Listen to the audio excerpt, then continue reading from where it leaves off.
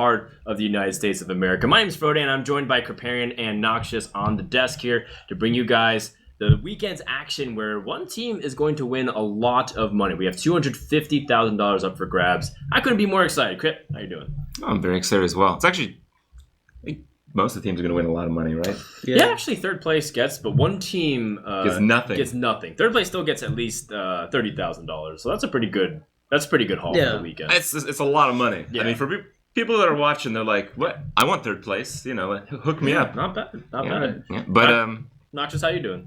I'm doing just the same. I mean, the funny thing about like the money that's being distributed is that the fourth place being like you go home with nothing. I think the worst would be for Nihilum to go there, just because of the amount of effort they had to actually go through. Like they went through so many hoops to actually get here. Yeah, there has been quite a few matches already. This is the finale because the players have been playing for many games, many matches across several weeks, and we got basically the top half of the 9 starting teams, 8 starting teams. Oh, we had 8 starting teams. Yeah. 8 teams over 7 weeks played a round robin stage. Right. We had the top 7 go through extensive playoffs, and in the end, the top 4 have gotten here. Some teams that didn't make it, Force and Boys, Team Archon, and Liquid all fell into the respective playoffs. Team Celestial, better luck next time. They unfortunately got the donut, the bagel, the goose. 0 wins. Yeah, 0-7. And I think it's a good testament. I mean, some teams are very close in record. Like overall, a lot of people ended 4-3, 3-4, and it was able to get relatively close. But some teams definitely proved that they were a cut above the others. Well, in terms of the finale here, we kind of get to see how this works here with the brackets. It might seem a little bit daunting, but it's really not. It's fairly simple. What we're going to see today is we're going to see each of the teams play off against each other. Cloud9 is the first seed, so they got to choose who plays who. They chose to play Tempo Storm, thus forcing Nihilum to play Value Town. And today we're just going to show these guys, and tomorrow we're going to find out who's going to come out in the top seed, second and third and fourth seed. And the next stage of tournament is going to be very reliant on that. Yeah, I mean, it's kind of interesting actually to think about the format because it's not quite double elimination. It looks like it, but it really isn't it. And there's a huge incentive to come out ahead on the first day. There's actually, I think it's the single most important match. Well, I think it's the second day, right? Yeah, second day, sorry. You have to come out ahead. Right. So the best way to summarize is that we're right now in a seeding group stage. If you go 2-0, you go automatically to the finals. If you go 2-1, you wait in the third place match, second place match. And then if you go 1-2 or 0-2, then you start in the third, fourth place match. And that's not where you want to be. And ultimately, we're going to go to day number 3. This is what you're looking at. Day number 3, we're going to have 3 matches. Third and fourth place match. And then we go to the semifinal and finally the grand final. Yeah, and what that means is one of the teams that will come out the winner after today will eventually be in that first seed. Yeah, and it's also worth noting that the teams that end up having to go through third and fourth place, they have to fight 4 matches total if they want to hope to get to the grand final. 3. So they have their first match and then seeded, and then if they go through, it's going to be hypothetically the road for the third place seed is the hardest because they've won 1 game and then they win 3 more, and so they have to go 4-1 overall. But I mean, just keep winning. Don't lose. That's the motto here. And every team knows that every single win significantly bumps up their chance of winning big prize money. Again, $150,000 for first. Yeah. That equals out to $50K per player. Well, it depends how they're doing the split, right?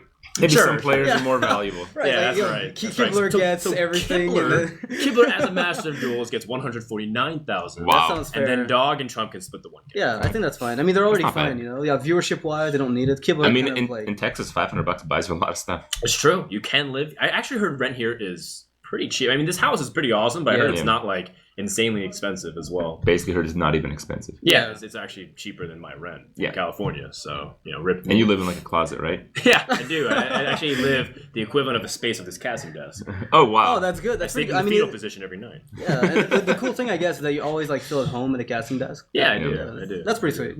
Gosh, so we have actually our matches for today. We have 2 matches. Tomorrow we'll have 3, and then on the last day we'll have 3 again. And we also have not only the 2 matches, but we also have a Caster Jeoparino. Right. That's what's going to be happening today, and our first match will be Cloud9 versus Tempo Storm. And this is the match that Tempo Storm wanted. Is it? Oh, Cloud9 won. Cloud9. Cloud9 Cloud9 okay. finished first seed and I got was, to pick. And they got to pick. They got to Gotcha. pick who's Yeah. facing who. So for some reason, they seem to think Tempo Storm is easy pickings. That's right. Yeah. And in fact, every team, when asked like who would they pick, they all picked Tempo Storm.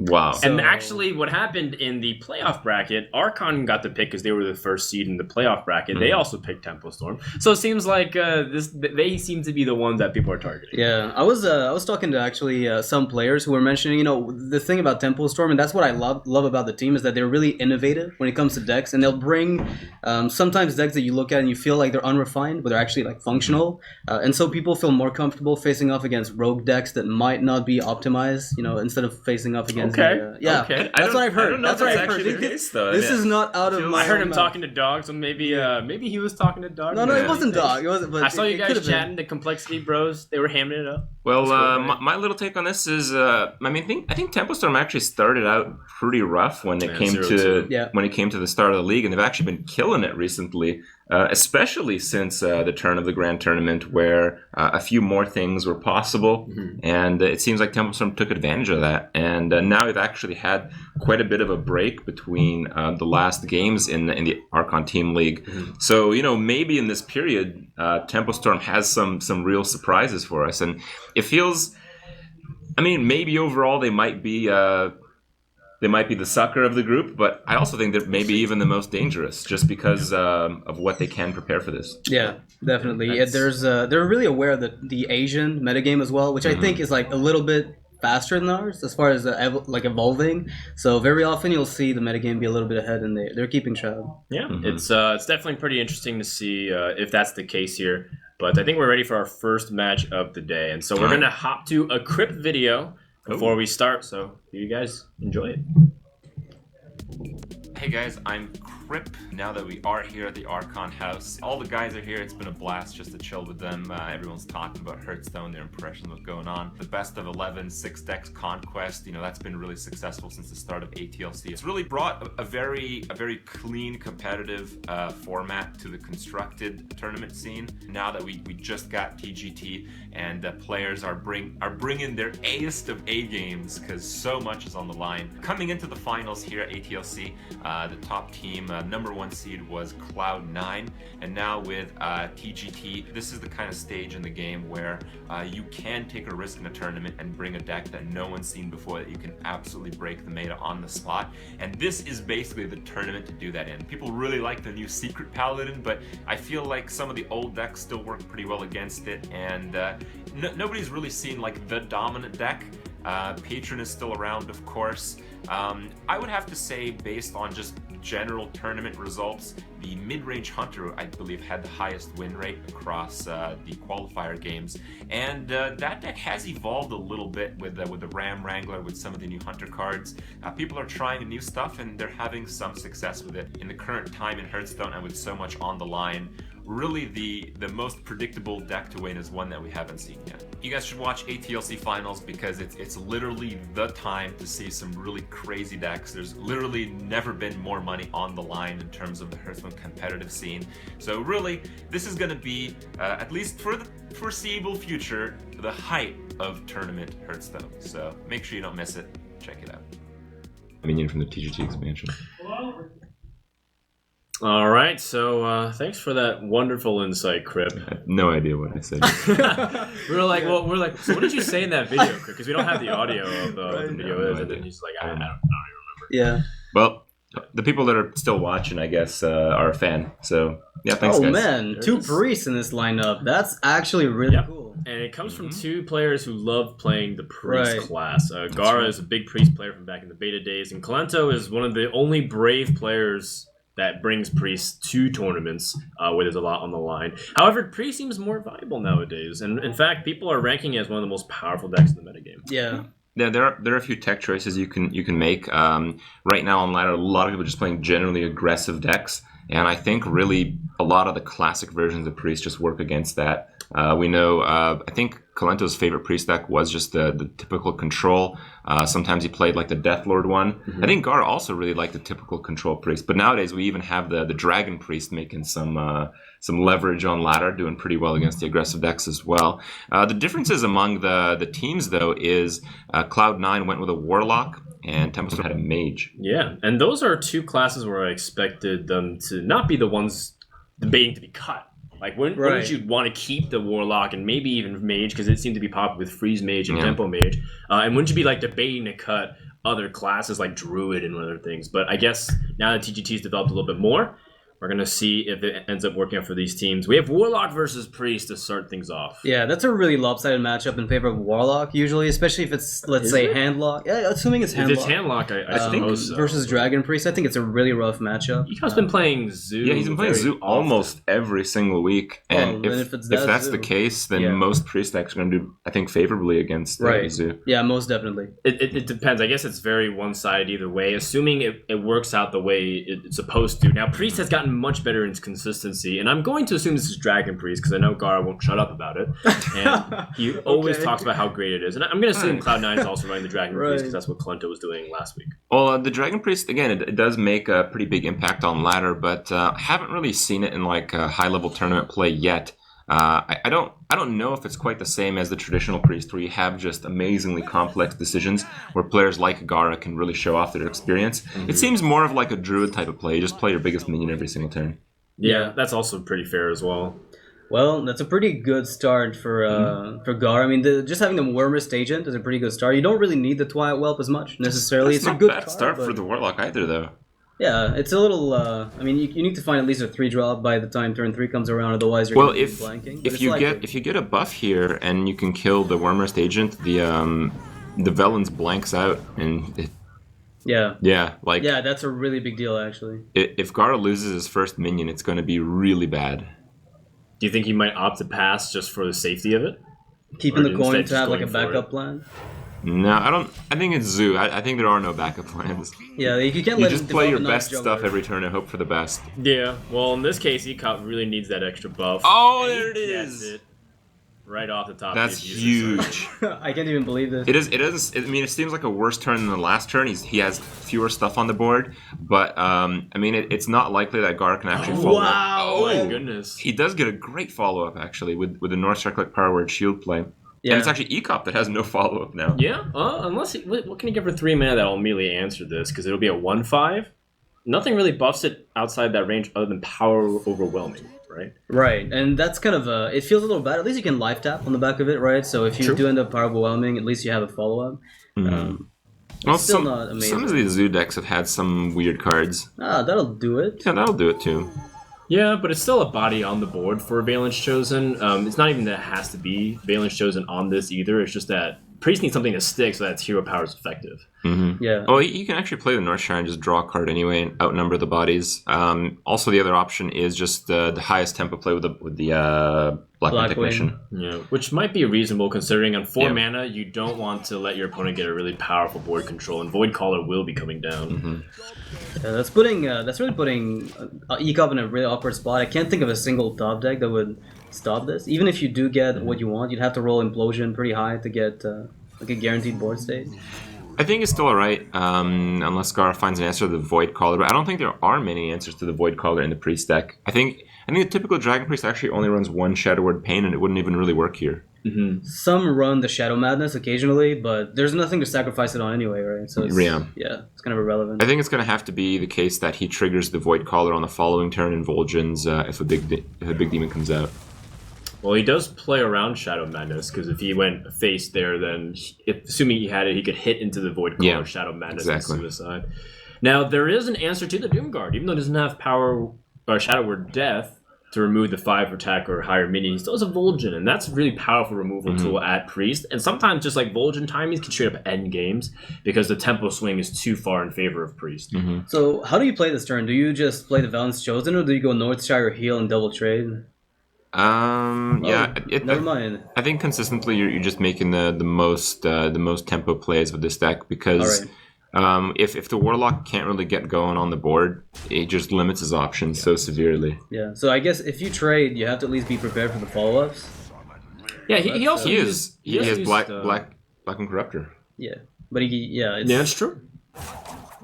He also did use an Ironbeak Owl, so he knows that the Valence Chosen buff is likely to stick. Therefore, there's a less chance, or a reduced chance, that he can easily deal with this buffed minion. Now, Implosion, a high roll Implosion can also ruin things, but that's also a 1 in 3 chance, at least based on what we see. I really like the attack from the Void Caller. I mean, from the Abusive into the Blackwing tag, because it actually plays around like a Power Overwhelming play. It forces your opponent to play around Power Overwhelming on the Void Caller if he buffs it with Valence Chosen. That's actually a really great play from Ekov. What do you think about just going for a really lucky Implosion here? Wow. Because if he gets 4, he wins the game. Right. The Dragon Priest has like almost no comeback potential. But if you miss, what's the consequence? Do you just potentially get blown out by like Holy Nova? Yeah, I mean, I think it's overall fine. I mean, you get blown up by Holy Nova with this play. Yeah, fair enough. Yeah. Blackwing Corruptor though is not going to be enough. Like even if he kills the Doomguard, the imps with the Abusive are going to be fine enough for Ekov. I think he's fine here with the Blackwing Corruptor. Yeah. The truth is, like, if you look at that hand, this deck just plays out the biggest stuff as frequently as you can. And if you don't play the Corruptor here, like, what do you play? You can't play the Vol'jin. Right. So. No, there's no alternative, of course, yeah. Well, the only kind of alternative is Holy Smite on the 5/2 and you play the 2/6 body because it has more health than the Corruptor. But if you do that, you ruin a lot of value in your next few turns because you might not be able to just slam dunk Vol'jin. Yeah, and sometimes not even having the Dragon, if you need an Enabler later on, could also be a bit of an issue. Well, that fills out the rest of the mana curve here. I think I like the Abusive over the Power Overwhelm. Yeah. Power Overwhelm lets you reach for a little bit more in the following turn. Yeah, probably. The next turn you want to play Dr. Boom.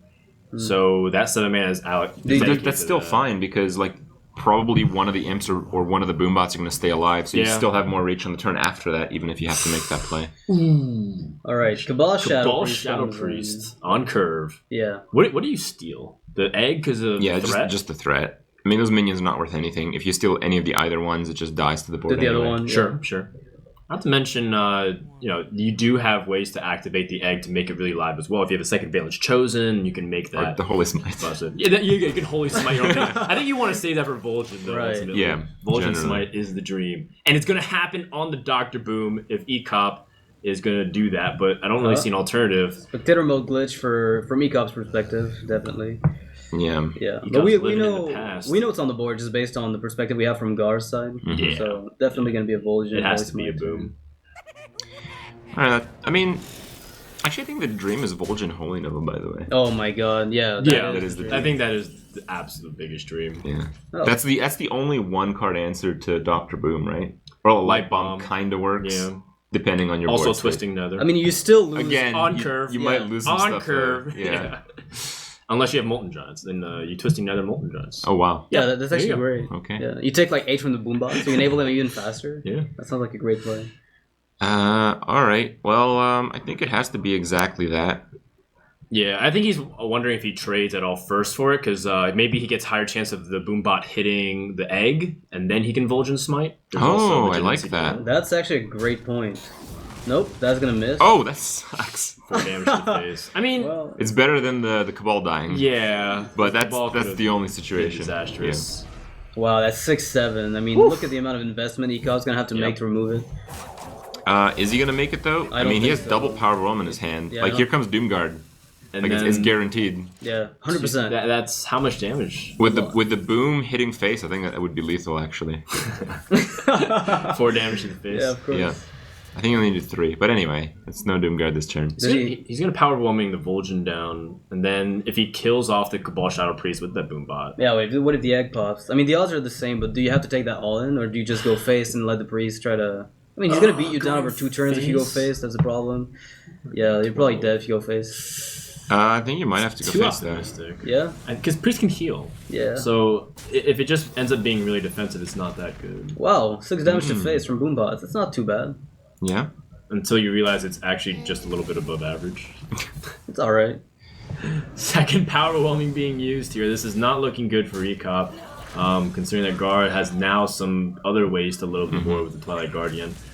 Actually, I'm wondering, Gar's list is pretty standard, but I think the Cabal is a little bit of a tech choice. Yeah, definitely. There's really not much room in this Dragon Priest deck for priest cards. So Yeah, outside of like a couple of removal pieces and Right. the Northshire Cleric. Yeah. I agree.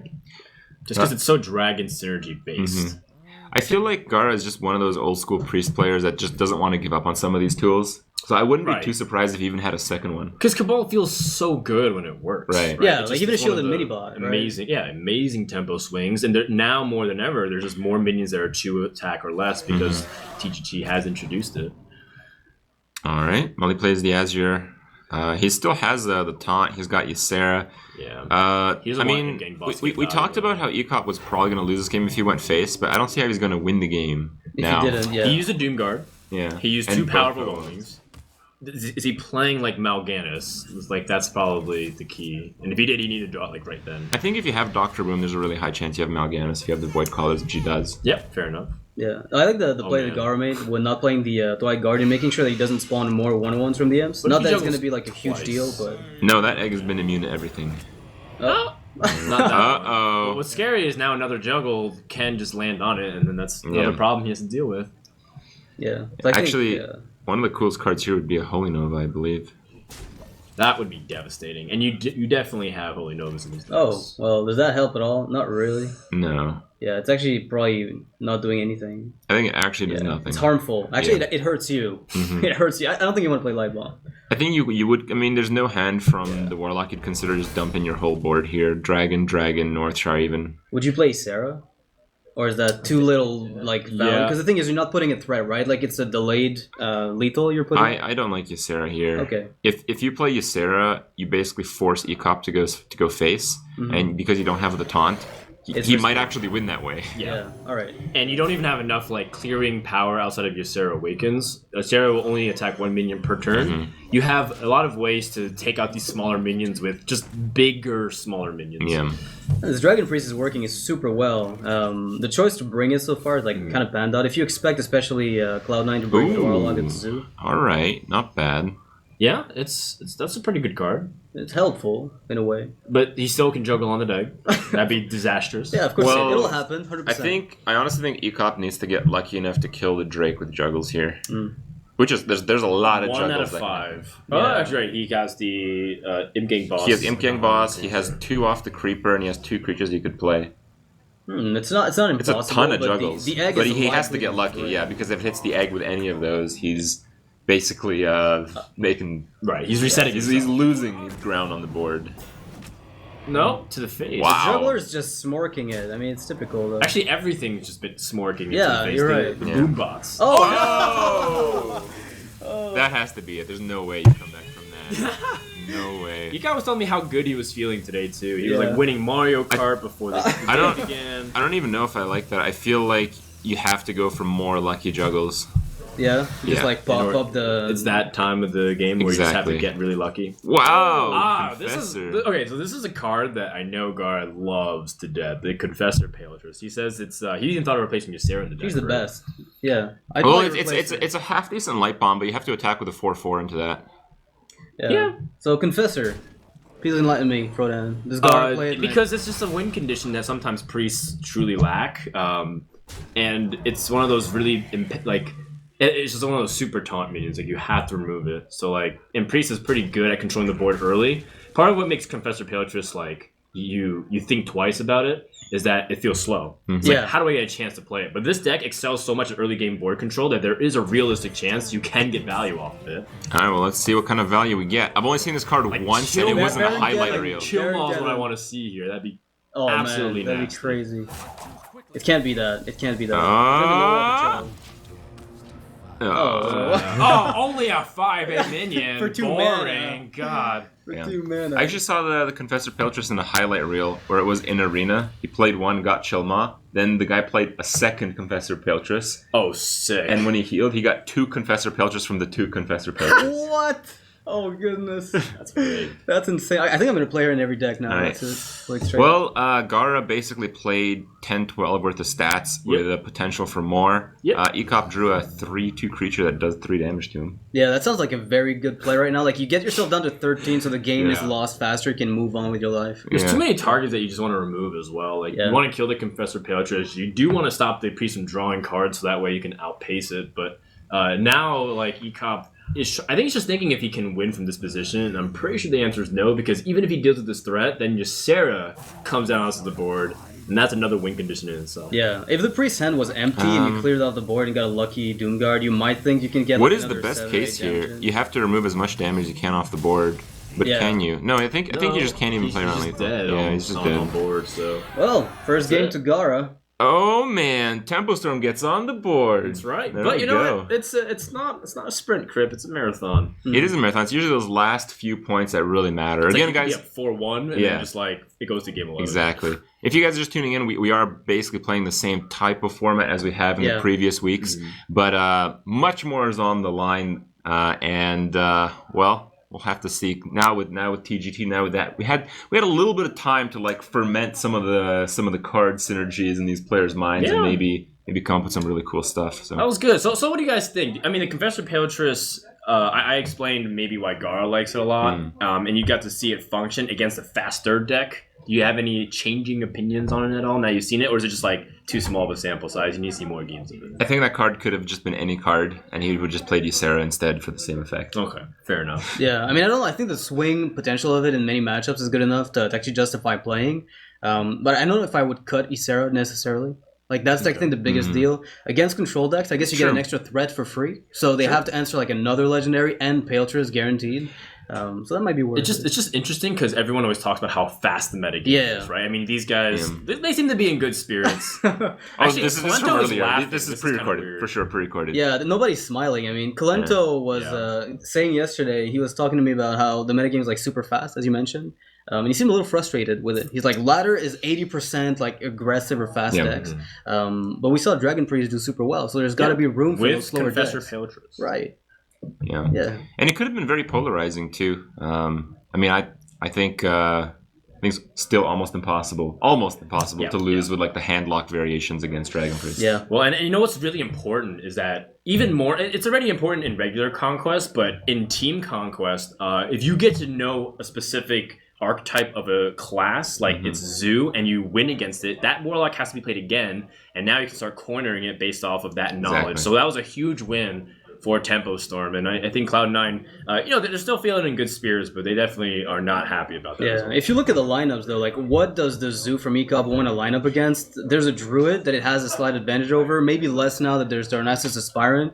The Hunters are pretty bad matchup. The Warrior could be also very difficult. Paladin, I guess, is more of a coin flip. Maybe even difficult nowadays. If there's one person to play like a slower Paladin, it would be Strife Crow. Right. But I think he's even come around on mid-range Mysterious Challenger Paladin. So I think, they just call it fast Paladin because it's not really mid-range. Yeah. I think the Zoo deck is a bit of a risk. Yeah. It's just a deck. I mean, you look at those lineups, and it's like, I've seen that on ladder, I've seen that on ladder, I've seen that on ladder, but you don't really see Zoo Warlock much on ladder. I think there's, some reasoning behind that. It's just hard because the Zoo feels like it's in an awkward spot relative to other fast decks. Like the Hunter still is very good against it. The Paladin's good at controlling the board. Like you'll never really bounce back from all those secrets and competitive spirits and Avengers. Because again, the Zoo is benefit off of snowballing the board, and usually it leverages its own buffs. But when you get consistent buffs like Avenge and Competitive Spirit, how do you keep up with that pace on shielded mini bots and Argent Squires? It's just really hard. Yeah, like the Paladin tools that were given to them initially, Muster for Battle and Shielded mini bot, which were there to equalize the tempo, because they used to be terrible at getting that like through turn 1 to 4. And now that they have that, now they transition into even like a better mid game. It's kind of impossible, in fact, to stop. I think I'm curious also to see what the Warrior splits on. I think a lot of people are still very high on Patron here, but I'm not sure if anyone would be like ahead of that and be like, well, maybe we bring Control Warrior or Dragon Warrior to try to beat that. We've seen Dragon Warrior a bit on ladder with that new Alistraz's Champion card. Yep.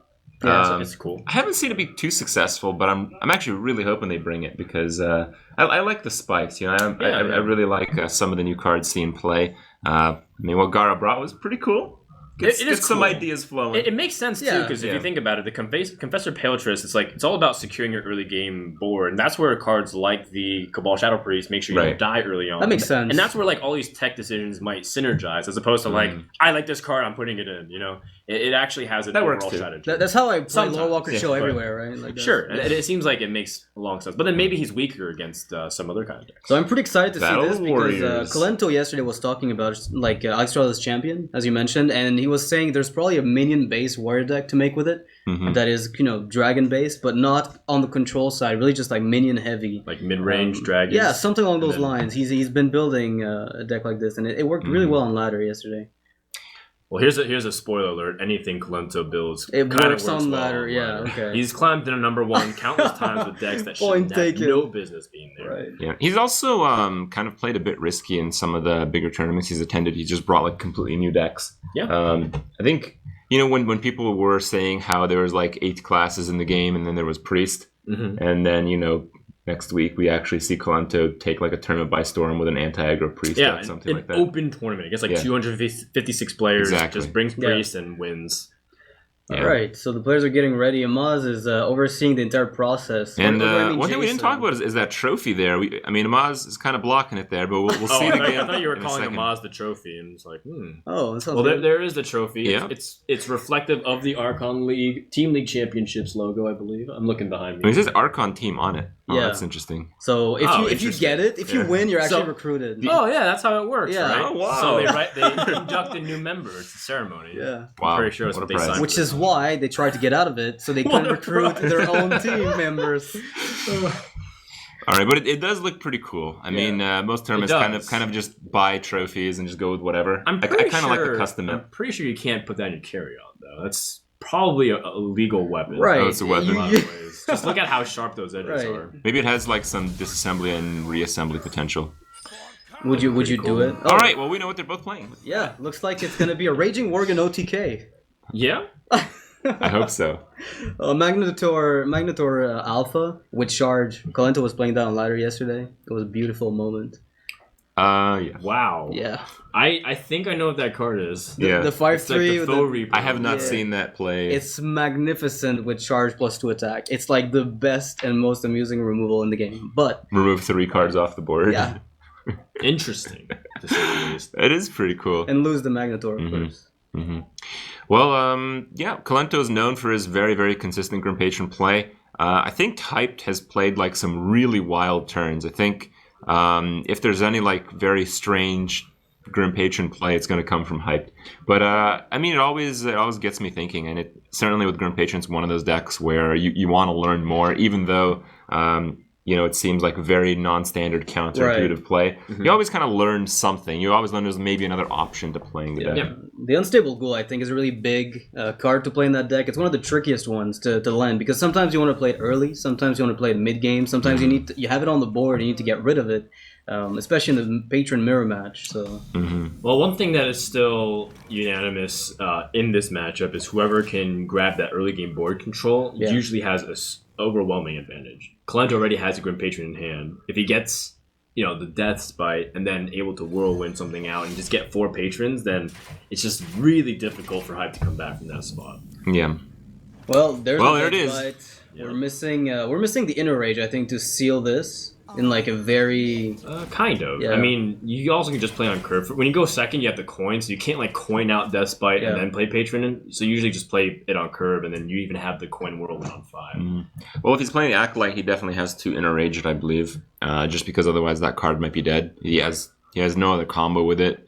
Hyped is just looking to draw cards right now. I've also seen this aspect of play where one player just drew way more cards than the other, and he was able to counter all the plays of the other player. Yeah, that's true. There is the draw a billion cards and answer everything type of play. Yeah, but it's a little bit difficult, I guess, in Patron because Hyped is a player that I usually see play Control Warrior. So when you say he makes wild lines of play with Patron, I wonder if that's just because It makes him the his- Control Warrior too. Oh man, Really interesting. That's an inner rage, guys. Oh, That's an okay. inner rage with the Death Bite and Yeah. the Patron. Well, okay, so I mean, how do you come back from this? I mean, I've seen some variants of Patron include Brawl, but I don't think I've seen any in the last month. Well, the thing is like this gone. combo's still a few turns away because I feel right now you have to Death Spite. Yeah, But but you then you have can Battle Rage slam. next turn, You could slam, honestly. right? But Battle Rage probably draw you 1 card. I think the Hammersmith is going to die. So you wouldn't slam ever? Just to kill the Acolyte? I mean, Slam to kill the Acolyte so you can save the coin for Death's Bite? Yeah. and turn get- 6 or turn 5 Grim Patron coin Whirlwind Inner Rage Deathbite hit. But maybe that's too much. Yeah? Yeah, the extra whirlwind might be too much. Yeah, the coin isn't needed anymore. I mean, now that you 6 picked up patrons is a range. lot Yeah. to deal with. I don't mind that. Okay, well, it looks like he is going with that line of play. So he's going with his big heavy win condition of I'm going to dominate the board now. My opponent needs to set Deathbite and have the Grim Patron in order to be relevant on the board. It looks very difficult. I mean, the hand from Hype right now isn't looking exactly amazing. He's got the ghouls, but the ghouls will just feed into the patrons. Sometimes you get a crazy turn where they can get ghouls to detonate and put all the patrons on 1 health without, duplicating themselves, and then you can sometimes whirlwind them off. But I think he has that's to flood I the think board. you're overrating that sometimes. Yeah, it's like it happens once in a blue moon. I think that sometimes is something I've never seen. Actually. Really? Seldom. You haven't? No, Interesting. I don't think I've seen the ghoul whirlwind clear of patrons. I have. It's Okay. kind of interesting because like you have a patron on 3, then you attack. Yeah, it no, it makes sense. I just think Right. it usually just doesn't work out that way. Yeah. Yeah. It's optimistic to say the least. But at the same time, it might get to that point if Clento ends up really committing hard to the whirlwinds. Well, if he does all of that, Hype does not have a clear right now. No. Yeah. And if Hype doesn't clear, Colento draws another like 6 cards. I mean, Right. that's just done. Well, Yeah, you're right. On the following battle rage. Yeah. That's 6 patrons next turn. I mean, Hype's best play here is a no mission bender, so we can continue to cycle. Yeah, but it feels mediocre because at the same time you're fitting into the Deathbite. But what can you do really? I mean, you probably have to feed into Deathbite anyway. You Yeah. can't really assume that Colento's hand is as perfect as it is. He either swings at your face or he swings at the no mission bender. Yeah. And with 1 mana, you can't really hope to pick anything else up here. You can't actually abuse the AoEs that No. are coming up. The ghouls aren't set up, so you can't go with your counter patron turn either. Yeah, looking a little bit weird. I guess if you get an Oh Emperor my. person. Second patron is a little luxurious. Yeah. I think he's still going to battle rage next turn, and I feel like he would dump his coin. I think you just go for the max patron turns here. Yep. And show the top deck. Would you go all in and dump the whirlwind as well? Yes. Okay. Get some more armor. Yeah. Yeah, it's a lot of armor. It's a lot of I minions. think you on make the board. attack first though. Yeah. With the weapon, just so you could lose that 1 health for the extra card on battle rage. Sure. That is absolutely the perfect sequencing. Yep. And that is 4 damage patrons, I believe. It's gonna be 5 total because that 5-1 is gonna die. Yeah. So We have a total of 5 gonna of them be- on the board. Oh, Yeah, you're right. 3 you're damage right. patrons. So 4 draws off the Yeah. the battle rage. That's pretty hard. I don't foresee Hype playing Brawl or any card here to help get him back. If he Oh did, wait, he's up to that'd be 6. ridiculous. How do we? yeah, Alright, it- there you- it is. 6. Yeah, it was you're gonna right. be 6 patrons no matter what. No We're just matter talking what, about the yeah, damage the damage they patrons. would've taken. It's 3 damage patrons. So he draws a second patron. That doesn't really help here. How many can he? He only can slam Fiery War Axe and execute 1, right? So that's not helpful at all. That's not too bad actually. It's not bad. You can get rid of the fact that you can even kill some is Yeah, a but- decent step. The problem is if there's even one more whirlwind effect at all, you're pretty much out Well, of it. I mean, these guys are both playing patron warriors, so even if there's just 1 grim patron left, right, suddenly next turn you have another 6 you have to deal with. right. That's Yeah. just typically how the game works out. Yeah. Did you see the poster that was made for the announcement of the BlizzCon qualifiers? No. It's like a bunch of patrons, and it says everybody get in here. Okay. I got triggered. Okay. Yeah. All right. Well, here I think you just considered doing like very little. Slam. Yeah. Would you execute the other 3 too, and then just whack 1 down? You kind of don't have the choice, don't you? What's his follow-up plays? I mean, he does have Warsong Commander, but his options are pretty limited without a bunch of spells. You could go Grim Patron Ghoul. That would give you, an extra patron, and him. Oh, Konto could just play another patron. Yeah. He couldn't deal with these 3 other ones. Yep. Let's give him a 4th one. I mean, the Thorson on curve here is very good too. This Yeah. this almost spells like the end. I don't even know what Hype can really draw. That doesn't. Well, does that help? Is he still alive at the end of the next turn, assuming he goes and Yeah. attacks this patron? He's Yeah. alive If he on board. goes Yeah. into the patron, then he has his own Warsong patron play, and he's at least gonna get 2 patrons. Right. Is there a chance that's enough? Because the War Song allows him to kill whatever patrons the Colento puts out, right? Yeah. So he gets a little bit of an edge as far as trading goes, but not a big one. I wonder if there's some weird fringe scenario where you can clear the board with just the War Song and Unstable Ghouls and stuff next turn. Because the thing is, he might be but too he low. can draw into lethal here. He's only 6 damage out. It's 3. Okay. You can draw another 2 cards. With Or it's 5 damage out, 5 actually. damage out, yeah. He doesn't. If he had a Cruel Task instead of that shield block, that would have been it. So. Oh, okay. Well, he can still draw 2 more. Yeah. Give an opportunity to go for that lethal. Or another Inner Rage, Yeah. right? Oh, that's right. Yeah. Inner Rage would also That's do right. it. So shield block into Inner Rage would do it.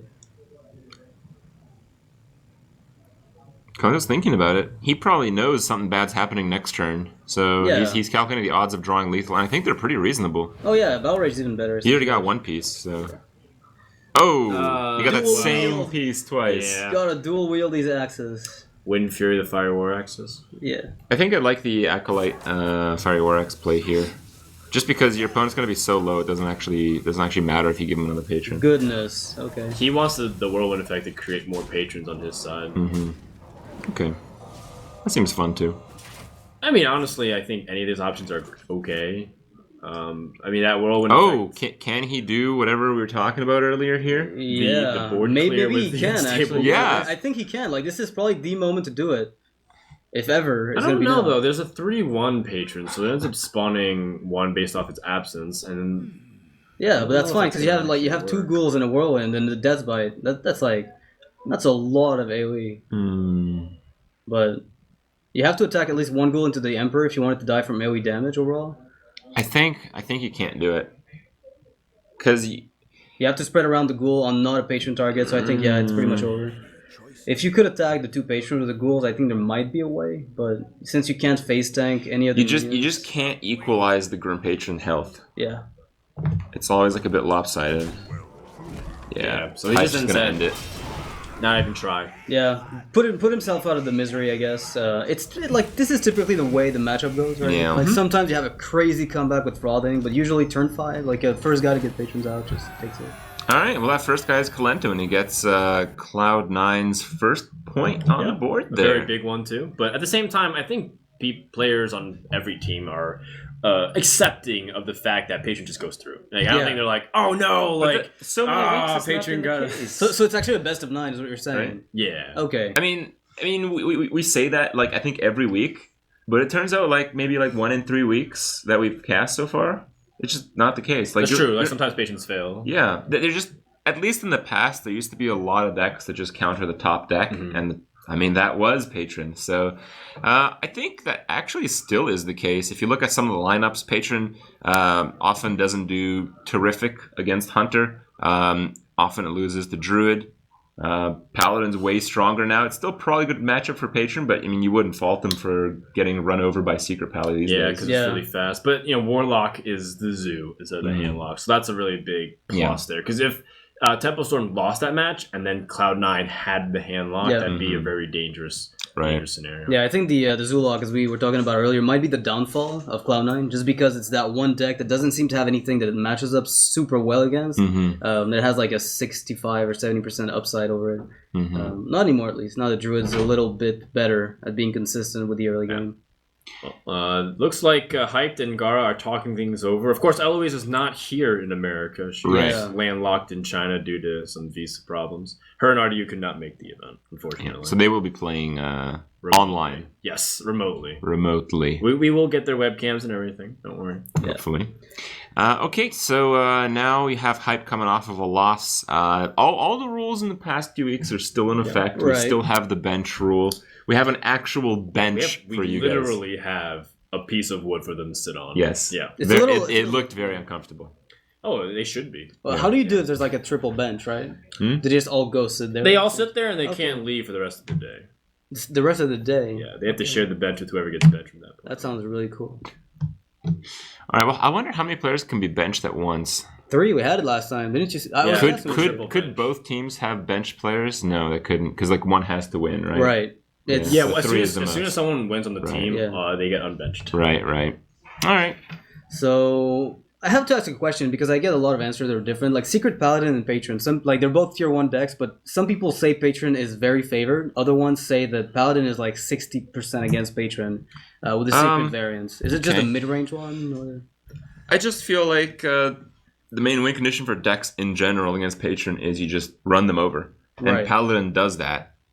It probably has a lot to do with lists because, I mean, TGT has only been out for a couple weeks, and people experimented a lot with Secret Paladin in that time. We've seen Secret Paladin from basically aggro pally with just, the Mysterious Challenger, and that's basically the deck. We've also seen that deck with, like, Tyrion and stuff. So, I think often people are just talking about different things.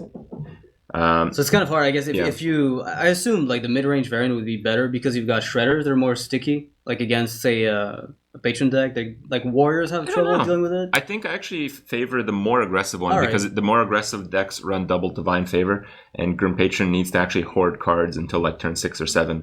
Makes sense. Makes sense. All right, so ECOP is going to be running with his Hunter against a Paladin. We have to assume Secret. I mean, Hype seemed like he did like the archetype. And I think everybody does. Really, like in competitive play, it seems like Paladin's just going to have a spot for a while. Yeah, we'll see. I think so far in the tournament, the Secret Paladin has not done too well. Yeah. But Conquest does resemble the ladder format pretty well. And I mean, in ladder, this is the deck to be playing right now, I guess. This is the deck that everyone wants to kill. Yeah. It's the deck that people are teching so that way they can defeat it. So much so that hunters are considering running Flare just to kill these kinds of paladins. This is the thing too, like in tournaments, you kind of want decks that are just really powerful, but you don't want decks that can be countered very easily. And if you really think about it, the Secret Paladin is not that. Like, there are decks that just crush Secret Paladin, like Freeze Mage, Handlock, that kind of stuff. Secret Paladin just doesn't win against those. Yeah. So in tournament format, the Secret Paladin might be worse than its appearance on ladder, but I still feel it has a pretty good spot. Yeah, I mean, I wonder if ECOP, if you expect a Tempo Storm to bring Freeze Mage, right, and Paladin, a single Flare in a mid-range Hunter list wouldn't be out of the ordinary, right? Like, it would kind of make sense as a one-of. So yeah, maybe ECOP is going to be playing that. I wonder if he's going to be playing more of a Beast mid-range. If he's playing mid-range, of course, he might still be bringing Face or Hybrid. No, I think the consensus is that you don't bring Face Hunter to this tournament. That's over. I think the only player to bring Face Hunter constantly was Frozen Ice, and he maybe not coincidentally had the worst record of the tournament. Yeah, right. But I mean, it was a 7-week tournament, so that means 7 weeks of bad Face Hunter. Yeah. And people still complain about losing to it, which is still hilarious. Yeah, I think it's mostly the interactive. I think it's just mostly it's a terrible feeling. Yeah. It's like, oh, okay, Face Hunter. I guess I drew badly, so I lost. I mean, even Face Hunter against Hybrid Hunter these days doesn't even feel like as Face Hunter favor as it should be. Yeah. So it just feels like Hunter didn't get the most tools from TGT, but they definitely got a couple tools that can help them out. I think it also tricked players into thinking slower decks were better. So people just played slower decks and got destroyed by Hunter. Yeah, they got completely punished for not... Because, I mean, at early TGT, no decks were refined, like on the ladder for about a week. They're still not, right? Right. Yeah. Well, some of them are being refined. I think, like, Secret Paladin is getting there. It's kind of close to... One Hunter deck I want to come out more is the Ram Wrangler Hunter deck. I know Crit played a little bit of it. I did my best to forward this idea. Rekful was also putting that idea forward a little bit on ladder, and I think that card has a lot of potential. Sure, it has a lot of variant swings. You could get Captain Spirit all the way to King Crush. But it's definitely one of the most fun cards I think, to play. There's an argument to be made as well in mid-range right now for not running Mad Scientist in that specific Beast deck and running Scavenging. That's brave. I have not heard that one. That's Scavenging brave. Hyena. Like, there's a few players who've reached like top 5 legend. We've with, seen decks with both of those cards though, right? I think the one Rekful was playing was Mad Scientist and Scavenging. Definitely possible. Yeah. It's very brave. I mean, there's a lot of ideas. Like, I think Crips was to put the Tiger, Stranglethorn Tiger, so that we can guarantee have stealth and then have the minions. You just have beast triggers. Yeah, exactly. Yeah, that's it. And then there's obviously like beard traps, so that way that helps you set up Hound Masters and Ram Wranglers a turn before. Everything, so I like that. Yeah. I like that approach. I think Bear Trap's a perfect card, like as far as enabling beasts. Sometimes that's the issue. You don't have a beast already set up, and if the opponent plays around other traps, sometimes Bear Trap will go off and just get you a free 3/3. Well, that is Abusive Sergeant. Yeah, that doesn't scream Face Hunter, but it doesn't. It doesn't write it off. It does enable it. Yeah, it doesn't look like. What about the secrets here? Does that kind of tell us what it is for the Paladin? No. Repentance just goes in every deck.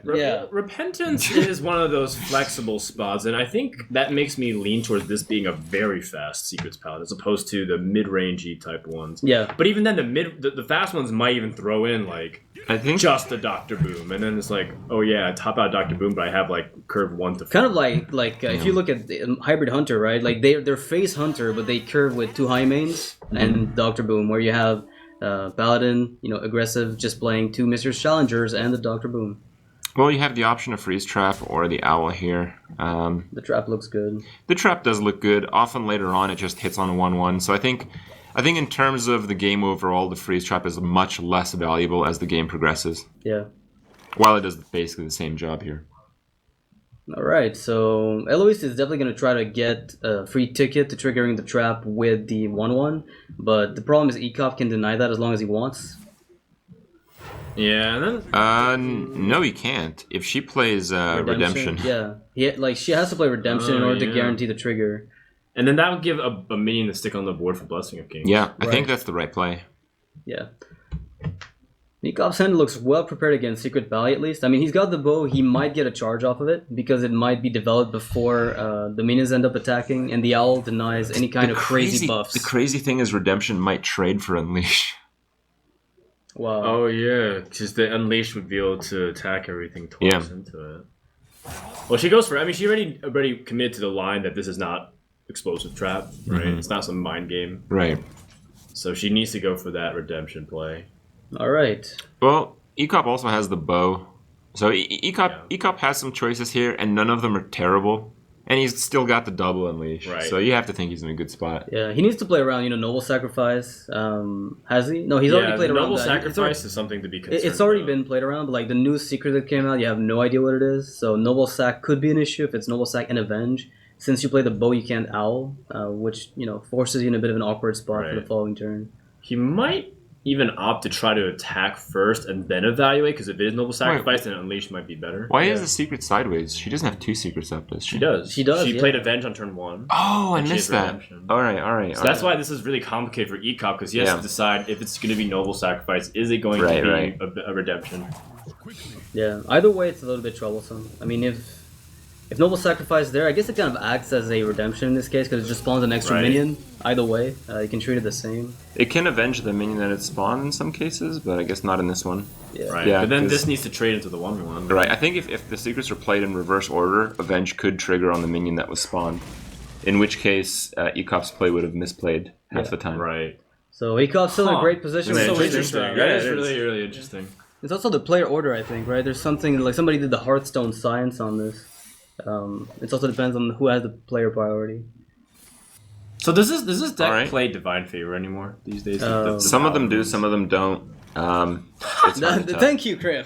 Well, I'm laughing because the Worgen Infiltrator got drawn, and the Repentance is about to get literally zero value. Yeah. Well, it's going to get 0 value anyway. There's yeah. nothing with health in that hand.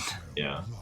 But the guys who are running Divine Favors generally run more little minions and fewer tech cards because you just can't, like, you see Lothab basically. Yeah. So Lothab means it's probably not running Divine Favor because you can't have cards that you have to hold. They just have like exclusive cards. Like the decks are just completely different. So often the decks that run Divine Favor don't run Silence is the other thing. Oh my god. Yeah, you're right. Are you Yeah, okay, you're right. Frodan? Sorry, it's just like, that's just nasty. You follow Yeah. up Lothab with the Mysterious Challenger. Yeah, but you still can't break that freeze trap. Yeah. I mean, I don't think you mind having things like Lothab pop back, and then you can hit pretty hard. But he might just kill it, right? It's all about what. So here's the deal: if she wants to get Lothab back, she attacks. She attacks next turn. But there's a risk that Ecop just uses the bow and the Worgen to kill Lothab, right? Which is then, I mean, you still have the Mysterious Challenger anyways to fall back upon. Wow, is that going to be an Iron Beak Owl Arcane Golem turn? I think that might be decent. Yeah, you can actually kill a mini bot with the Worgen and then go face. The thing is, if you see Lothab, I mean, I know some of these decks even cut Consecrate, but if you see Lothab, you can expect that's in there. Yeah, you're right. Consecrate could be devastating. I mean, that owl onto the mini bot too was also pretty big, considering that's like a huge problem for the Paladin to deal with. But now there's the Mysterious Challenger, and that's even more problems. Yeah, do you even? You're think just about taking it? a lot of damage, though, man. Like, a lot of damage. From the Hunter? here. Yeah. Yeah. Like, if you play the Mysterious Challenger and bounce Lothab, you basically kill yourself. Well, is it really that? I mean, yeah, okay, it's pretty bad. It's Yeah, pretty it's bad. really bad because you have to replay Lothab, but But you then still can't. you don't have to attack with Lothab this Right, time. but if you don't attack with Lothab, then when are you attacking? turn 8, turn 9. I don't know. Because I mean, there might be a 2-1 that stays up, but ECOP can deal with that. That freeze trap has basically Yeah. put Eloise out of the game. So like the Right. entire game, It's you insane. just can't play around it. Yeah. The fact that she's playing a slower, more reactive version of the Mysterious Challenger Paladin makes it so that she's just out of options against freeze trap. Do you replay? No, you have to play Mysterious. So we have, like, we know all the traps that are going to be coming out. So it's probably everything minus Repentance. Repentance you never play Right. 2 of. Exactly. Oh, wow. Another Arcane Golem. That is on curve. I mean, this looks as face huntery as it gets, by the way, and we're kind of Right. racking on it a little bit. Yeah, the deck is not very good. Kind of doesn't perform very well, and then... Yeah, you have to imagine, though, that if Eloise is playing like the hyper-aggressive Secret Paladin, ECOP would probably have no chance. That's true. Yeah. It really worked out just maybe by chance or maybe Cloud9 knows, you know? Yeah, sure. They could have done the scouting information for this. Yeah, Mysterious Challenger is going to sit there and be like, hey, I'm buffed. So what? Like, there's nothing he can do here. Like, you get the extra Hound to deal with a 2-1. That can't tank the trap. Yeah, I believe this last Seeker is competitive. Spirit, Yes, right? it has Yeah. to be. Actually, it might not be. Might because be eye for an eye. her deck is really, really slow. Right.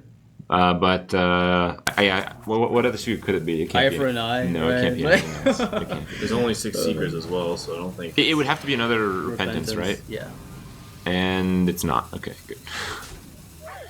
Yeah, so there's Competitive Spirit. Eloise can swing in for 10 damage, and So then it's she would die. Consecration, basically? Pretty much. And even with Consecration, like, the Hunter can probably raise Eloise. Maybe. I mean, that would be a 2-turn clock. Yeah, with Freezing Trap, you're still kind of... You can't attack first, you have to replay. Oh man, Freezing Trap. Yeah. MVP. You actually, insane. you have to Loatheb here, just to not die. You have to attack the 4/2 Loatheb dude. Wow. You can't attack, though. Well, Like, no, it's a you can't. The freezing- freezing trap's freezing out. trap. It's out now. Loatheb Okay. got bounced back. Oh, you're Yeah. right, you're right. Yeah, that's why Loatheb got 7. I was like, am I missing all these Oh. traps? Was there another freeze trap that I missed? Are you kidding me? Yeah. Okay, No. Crip's not actually watching the game. Yeah. We're just like telling him what's going on. All right. And now Luis needs like some kind of life gain to stay in this. True Silver Champion, perhaps? That might not be Um, enough. Yeah, I don't think it's enough. But also, True Silver is often a 1-of in this Paladin deck. So, I don't know. Yeah. Puts him down to 2. And Eloise could clean up the board, but then she'd need True Silver Champion and her opponent to draw dead, which is Yeah. not the case because he has a kill command following Yeah. him. Right. So I think there's almost no chance outside of some kind of very weird scenario, like Lay on able hands. to kill your own Pilot Shredder into a Vitality Totem. What's the argument here for trading? I mean, I guess the True Silver Champion still kills him at 5, right? So it doesn't matter Yeah, whether exactly. he gets The 2 kill from command 4. plus the hero power Right, is still right. 5. A Blessed Champion would be lethal. Wow. Let it happen. do you You know get the funny less thing champion? is, BGH is... Well, first you have to, not disenchant it when you get it from Right, a pack. right. And then put it in your deck. And then show That's up at the a hardest tournament. thing to That's a do. lot of steps, A Chris. lot of steps. I can't even do it myself.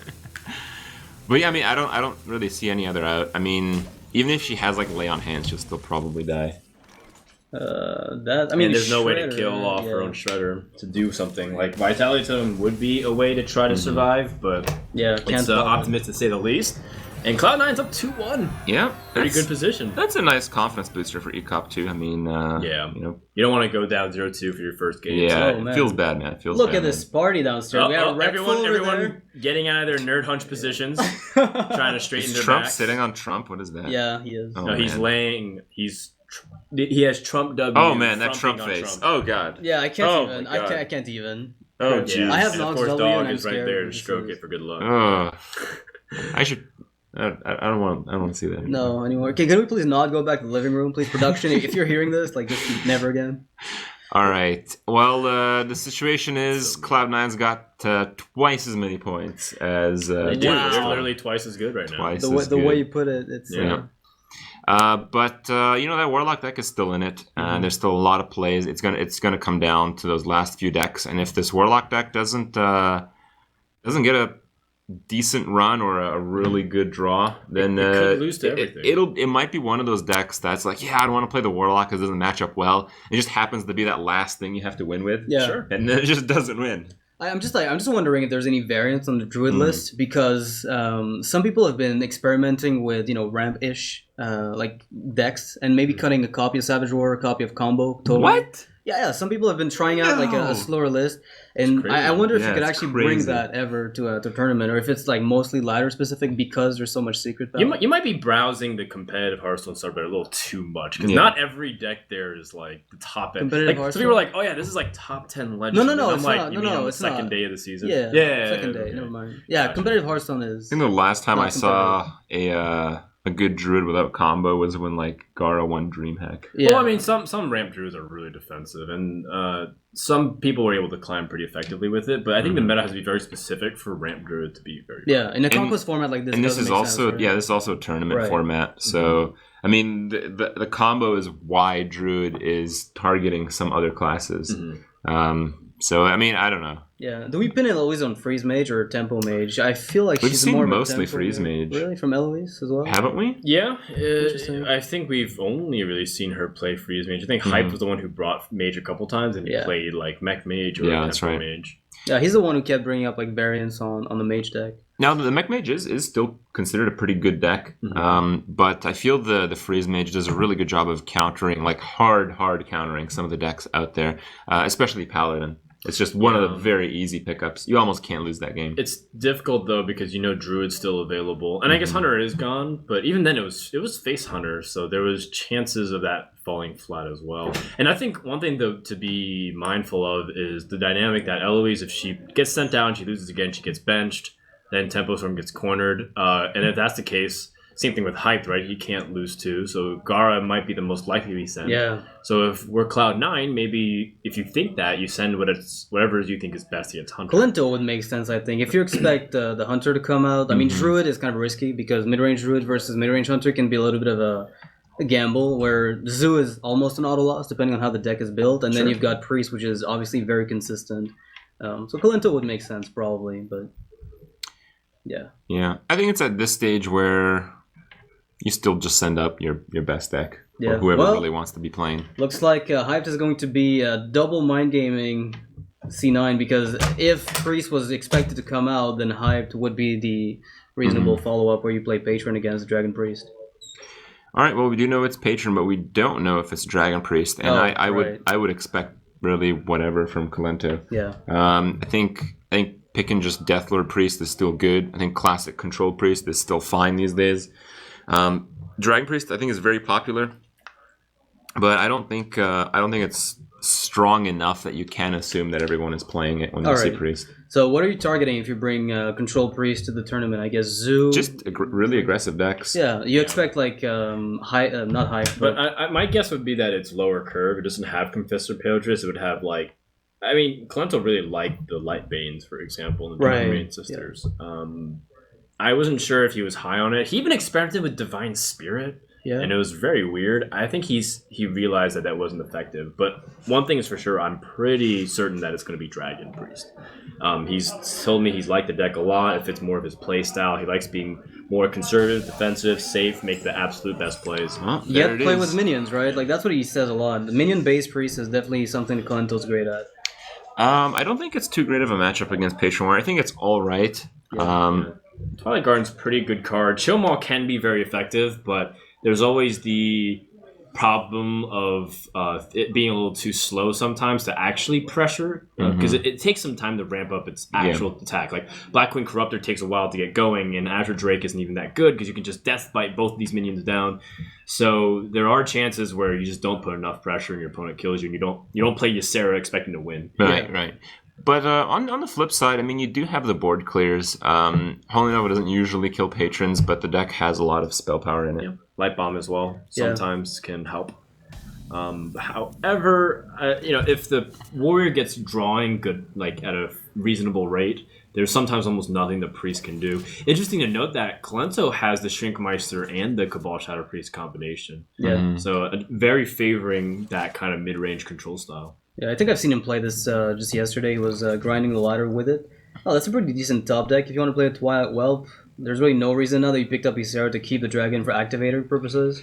Well, Well, it just doesn't do much, but it Yeah. probably does less later on when patrons come into play. So. Yeah. Yeah. It's funny because, like, Right. in a way, sometimes you'd rather have the Twilight Whelp be a 2-1 as opposed to a 2-3 because it survives less whirlwinds, it Yeah. survives less patrons, stuff like if you get buffs on it.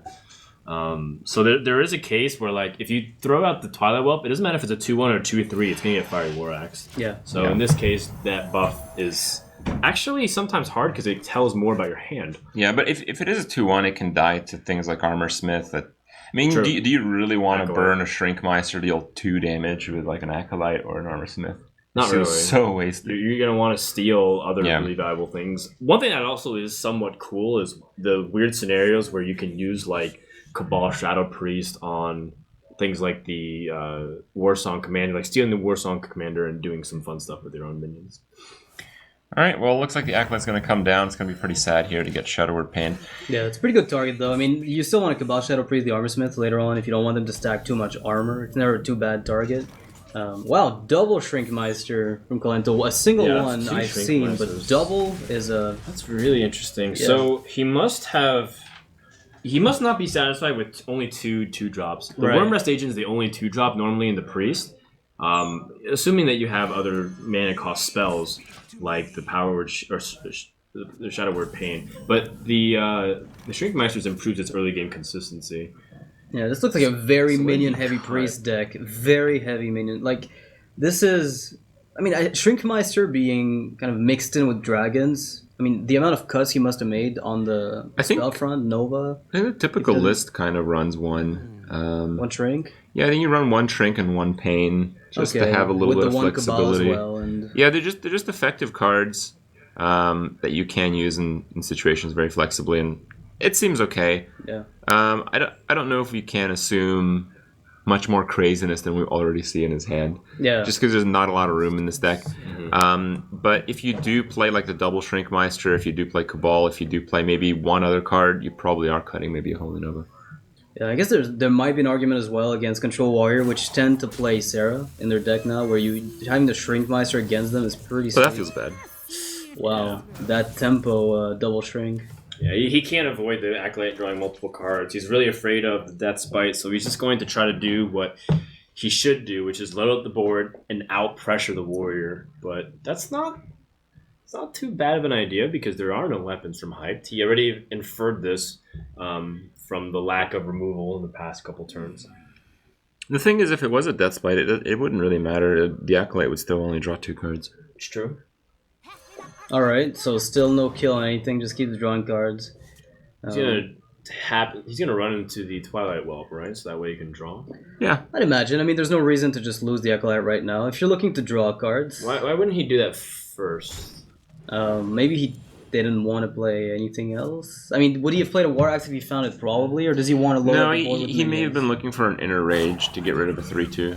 Ah, Makes I sense. think that's a good call. Oh, 2 Dark Cultists. yeah. Very board centric. You know what? What if you just cut some of those early game spells that are very board No, that's oriented? probably it. Yeah, Maybe that's what I one think. Valence chosen instead. Makes sense, actually, if you could play double cult, like one Yeah. cultist instead. Because of he's the, got health second buffs cult. anyways for the Dark Cultist. He'd rather just go board control. Yeah. Well, Wow. there's the Inner Rage. No weapons, though, because those are the most important cards against Priest. I mean, you want to highlight some of the value in Patron and Frothing, but without weapons against Priest, Warrior does nothing. And it looks like there's a chance that Hype simply can't find any. Yeah, but he's still okay. Like He, Right. he can draw. He can just go to 10 if he wants this turn. Yeah, the Shield Slam as well from Hyped. I heard him mention how he didn't like it too much. Like yesterday, It's a I think mind he was game. discussing it. He was like, It's I a don't mind like game. Shield Slam and Patron, and suddenly he's just There it running is. it. Yeah, Hype trying It's to... so yeah, he yeah. doesn't like it. He loves it. He I'm loves it, still yeah. trying to figure out what the play here is. You can't draw 2 cards and play nothing, so you might Slam, might right. play Frothing or just Shield Slam. Yeah. So you attack Battle Rage to 10 and then armor up Shield Slam the other 3/2. I could see that. I mean, you can't use the Shield Slam with the Shield Block. Oh, You can't play the Slam. You're 10 Yeah. cards right now.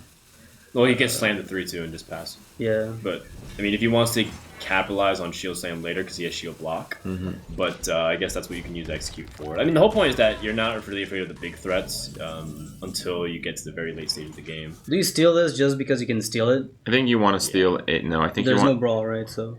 Don't you want to steal the Warsong Commander though? You generally do, yeah. but I think it's one of those scenarios where you're just trying to go for board tempo as much as possible, and the other alternatives float mana. Wow, no weapons yet for hypes. That means a lot of cards. It's like a lot of stuff that happens. Yeah, he's able to clear a few more creatures, but doing so is really bad because he's got to use Enrages. Yeah, if he drew Emperor Thorson, that would have turn, been insane. I think it would have been one of those like, oh my god, maybe it's just game over because he had with two the Frothings, ghoul, with the a Stable Ghoul and a Warsong Commander, and a Grim Patron Thunder. And double Enrage, you know. Casually, just extra damage. Well, so that might be the plan. The plan might be just to like cycle to. Yeah, it might be shield block time. I think. Yeah. You could play like I don't know. I was gonna say like Frothing with an inner rage. Oh, this is gonna be a hype play. It's gonna be like something completely different. Okay. Yeah. It's gonna be like double Slamming inner this rage, and then- slam double inner rage. Double inner rage. Look for a Whirlwind or find Emperor. Oh. Oh, interesting. So now you can execute the Wow. That's gotta hurt a Cabal bit. Shadow Priest. Or Whoa, 2-1. whoa, why did you do the execute? So he's keeping this for the patron combo that he knows he's getting 2 turns down the line. He just needs to survive until. No. Right? Hype just shaking his head. No, he just realized he misplayed. He drew the execute and it threw him off. His other play was better with the inner rage because it pumped the Frothing the 5 attack and actually trading for the 4/5. Yeah. But with this play, it just dies for free. And in this case, Colento's even going to draw a card You're off also of it. you're also gonna need execute more often. White Guardian. Yeah. I think he might have misclicked as well. There's one of these weird scenarios where the cards Just they at the end of the shift. rope. Yeah, when you cycle, it just like shifts. Yeah. And then like you try to grab it, and sometimes you grab the wrong card. Yeah, I have Twisting Nether and empty boards. Yeah, if you like draw very quickly, right? And Especially 10, with 10 cards maybe intentionally. I don't know. It's like Okay. it's really sad. I don't know if it was that exact card, but I've done like complete waste. Alright, well, Colento realizes, like, Hype is in panic mode. He's going to play the most stuff he can. Yeah, if he's I mean, executing a 2-1. Despite all of this, there's still a reasonable chance Hype can win. It's not like impossible, but it's like starting to dwindle pretty significantly. The double shield block is going to carry He's him just one more turn, but he Yeah. needs more than one more turn right now. Yeah, he needs to double shield block into like Emperor Thorson into something.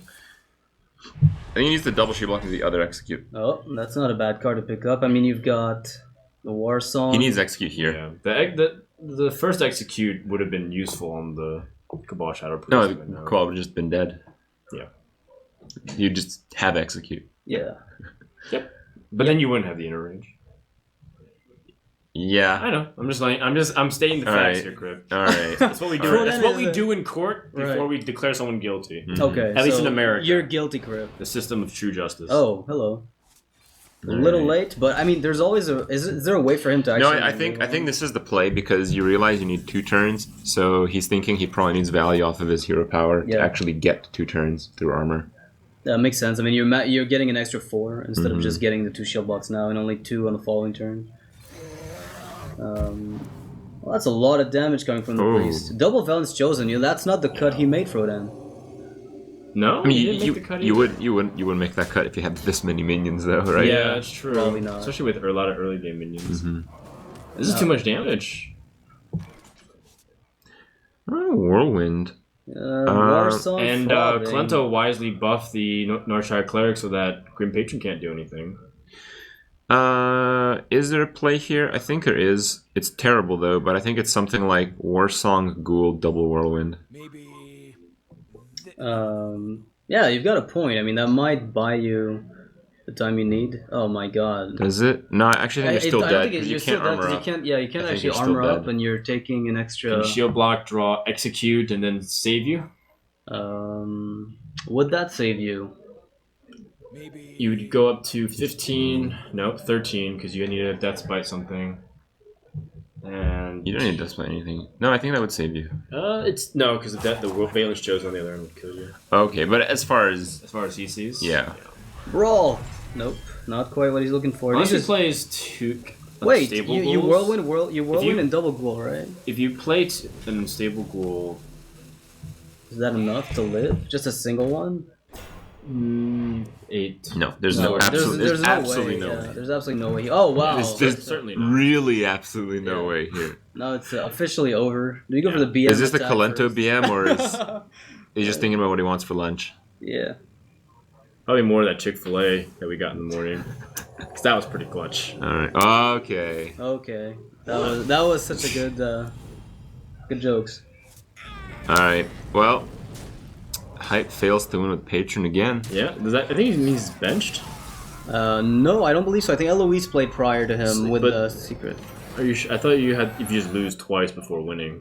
I thought it was you had to lose twice in a row, so you send somebody out. Yeah, I think Oh. you have to lose twice in a row. Yeah, Okay, but it's gotcha. not that punishing. That would just be. I mean, Team Celestial would have been 0-9. Mhm. Like it would have been way too bad. Yeah. 0-9. Yeah, that would have been like they would have managed to get 2 more losses. With that rule. Alright. Wow. Alright, that's All pretty. right. So, take it. Well, on they're the- not here. We can make fun of them, I guess, right? Yeah, That's how it right. works. Okay. I'll do it later. All right. PR. E-Cup.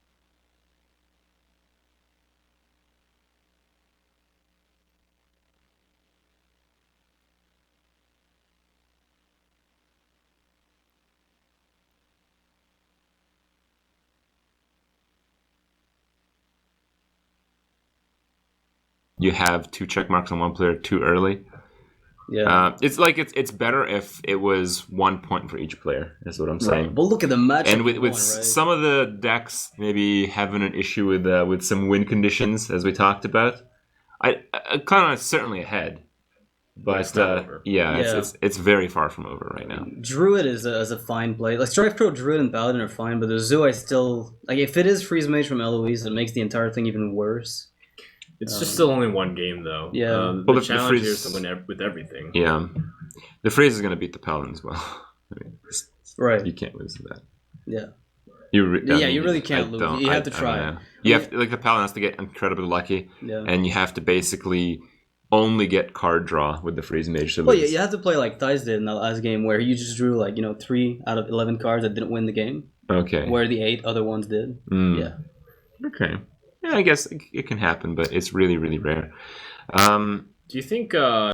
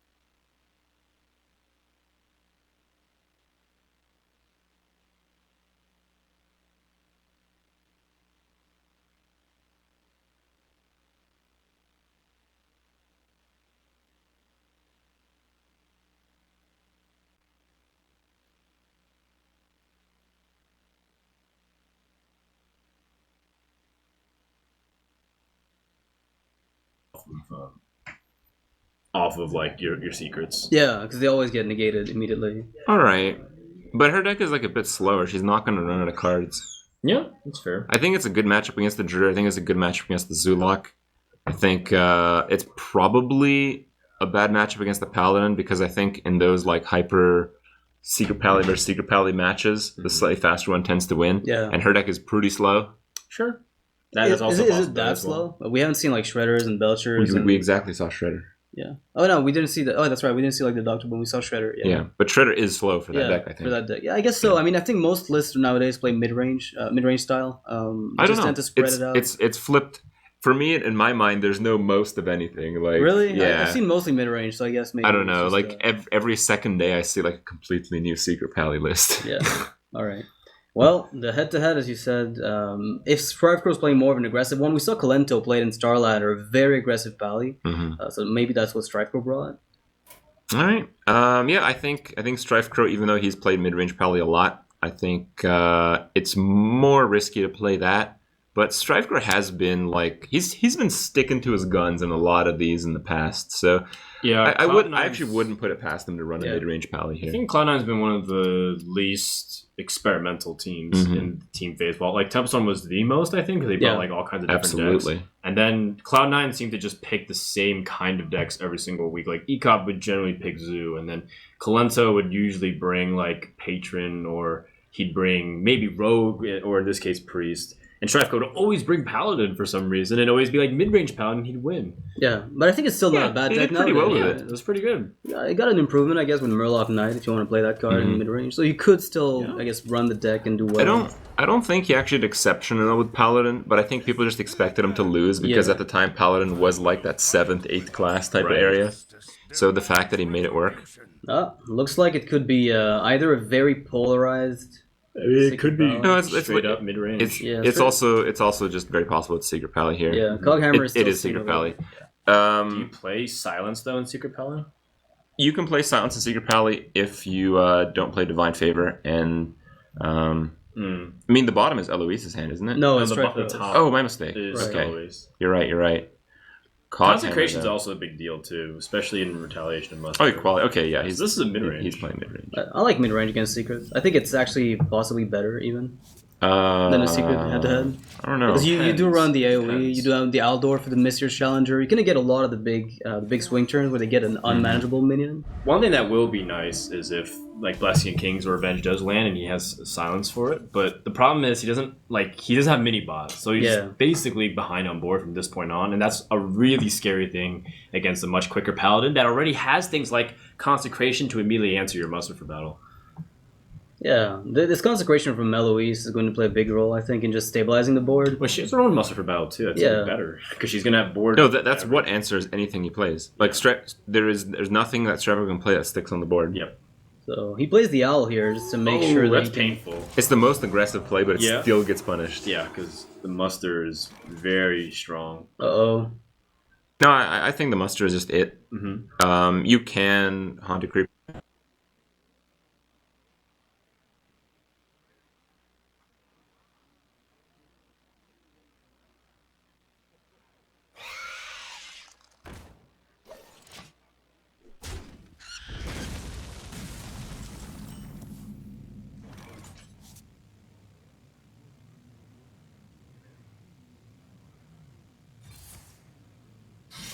Reporting for duty.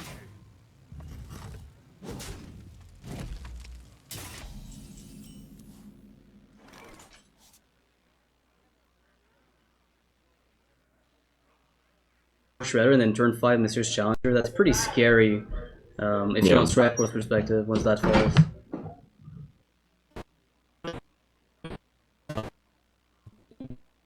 Let me think.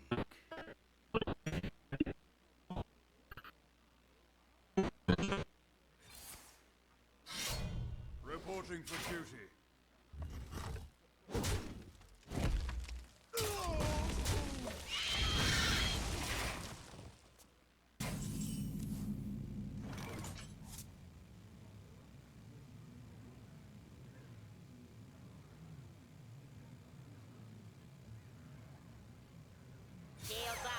Red alert. Reporting for duty.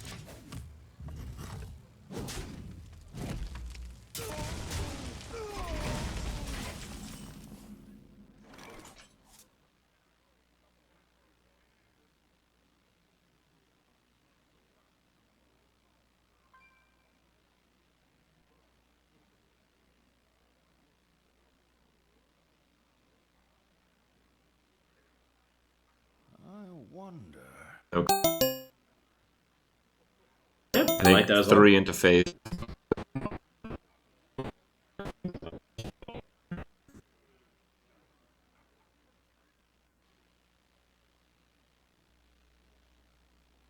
Put this apple on your head.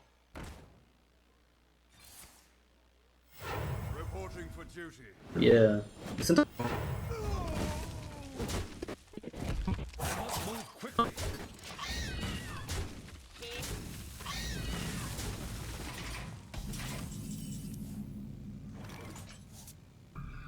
That's true. And then this forces the true silver that gives her the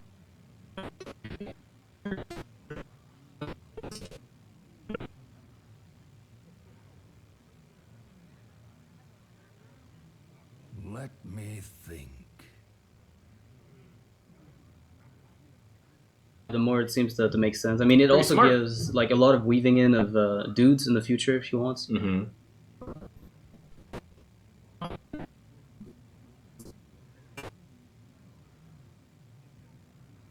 I wonder.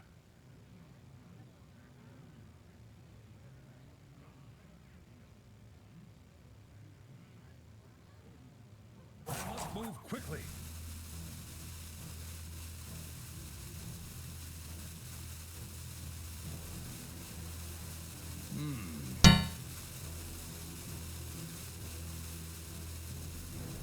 Follow the rule. Job done. Reporting for duty.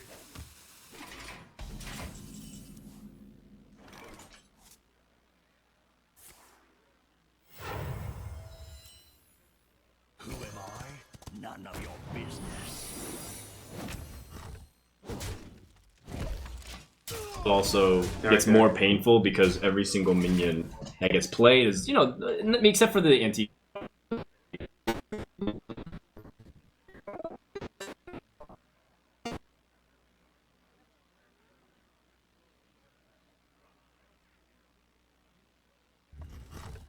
Redemption. If Avenge lands onto the. There's so many juggles here that you have no idea. That's Yeah. true. Like, you like, get the there's juggle two off of that. No, it's juggles, good.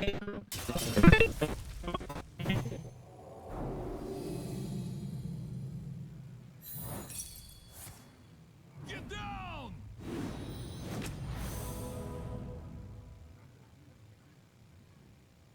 Challenger. Oh, yeah, you're right.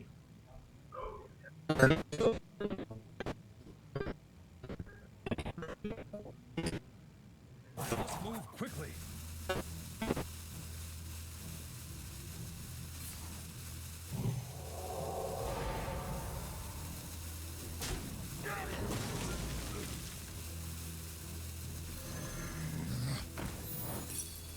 Job done.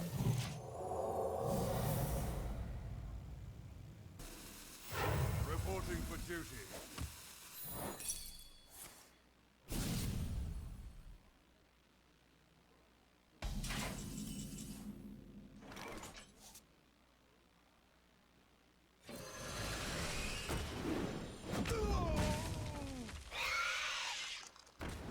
Juggler's seen some stuff, man. It's been through equality, it's got Peacekeeper, it got buffed from the competitive spirit. Yeah, it's in communism, right? Yeah.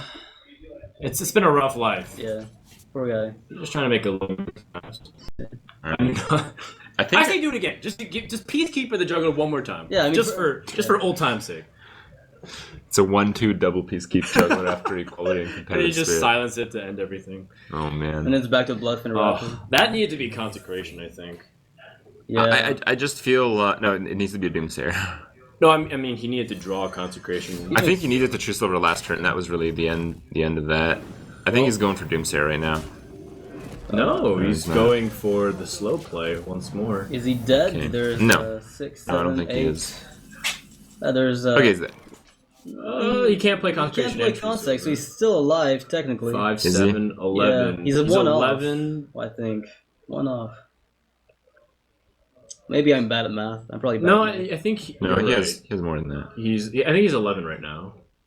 And so if she has 11, excuse me, Eloise can truce over twice, but then the Antique Healbot, does that save Strife Crow? He's gonna need Antique Healbot plus something else. Scarlet Coghammer, Purifier. maybe. Coghammer could be very Yeah, useful. that's a good point. But then if Eloise sets up the Redemption and Noble Sacrifice, does that... No, that's not really that significant for the Redemption. You kind of Might ignore as just them. 1-1. Yeah. She's just gonna try to maximize the Lies Justice damage. You might as well, right? Since you've got Trusarter. I mean, it depends Yeah. how you look at this. The only way, Eloise could have lethal is if she somehow had Shredder pops, into, Flame Totem. I don't even know. But maybe not even then. Oh yeah, Shredder positioning. How did we not just harp on it like we usually do? It's just less likely that it'll Okay. work, right? Yeah. It's less bad now with Yeah, GTA. it's definitely more... Ooh. I mean, Wow. That changes nothing. it basically resets the turn. Yeah. No, he gets another turn, and he is more likely to draw into a board clear, which is the only way he has any chance in this game. Lehon's 8, right? So he goes to Yeah. 14. 14 health, and he's still above 3, lethal, I think. 6, 8, 12. No, the he consecration dies to steals it. He's consecration. dead. Yeah, consec kills him. It's Doomsayer, boys. Yeah. No, he can't. It's a noble sack. Oh, you're right. A noble sacrifice. I mean, that was... It's good that there's three of us here. Yeah, I mean, there's too many Thank secrets. you. Nobody sees the full picture.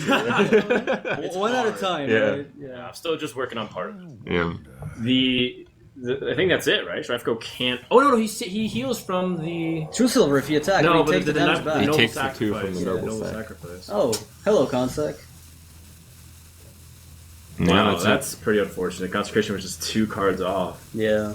Well, Cloud9 is probably just gonna have to lose that. So he's gonna hope no consecration. Yeah, definitely. No consecration, no damage. The fact that he didn't attack, though, also had a lot of inherent risks. Like, what is this competitive spirit?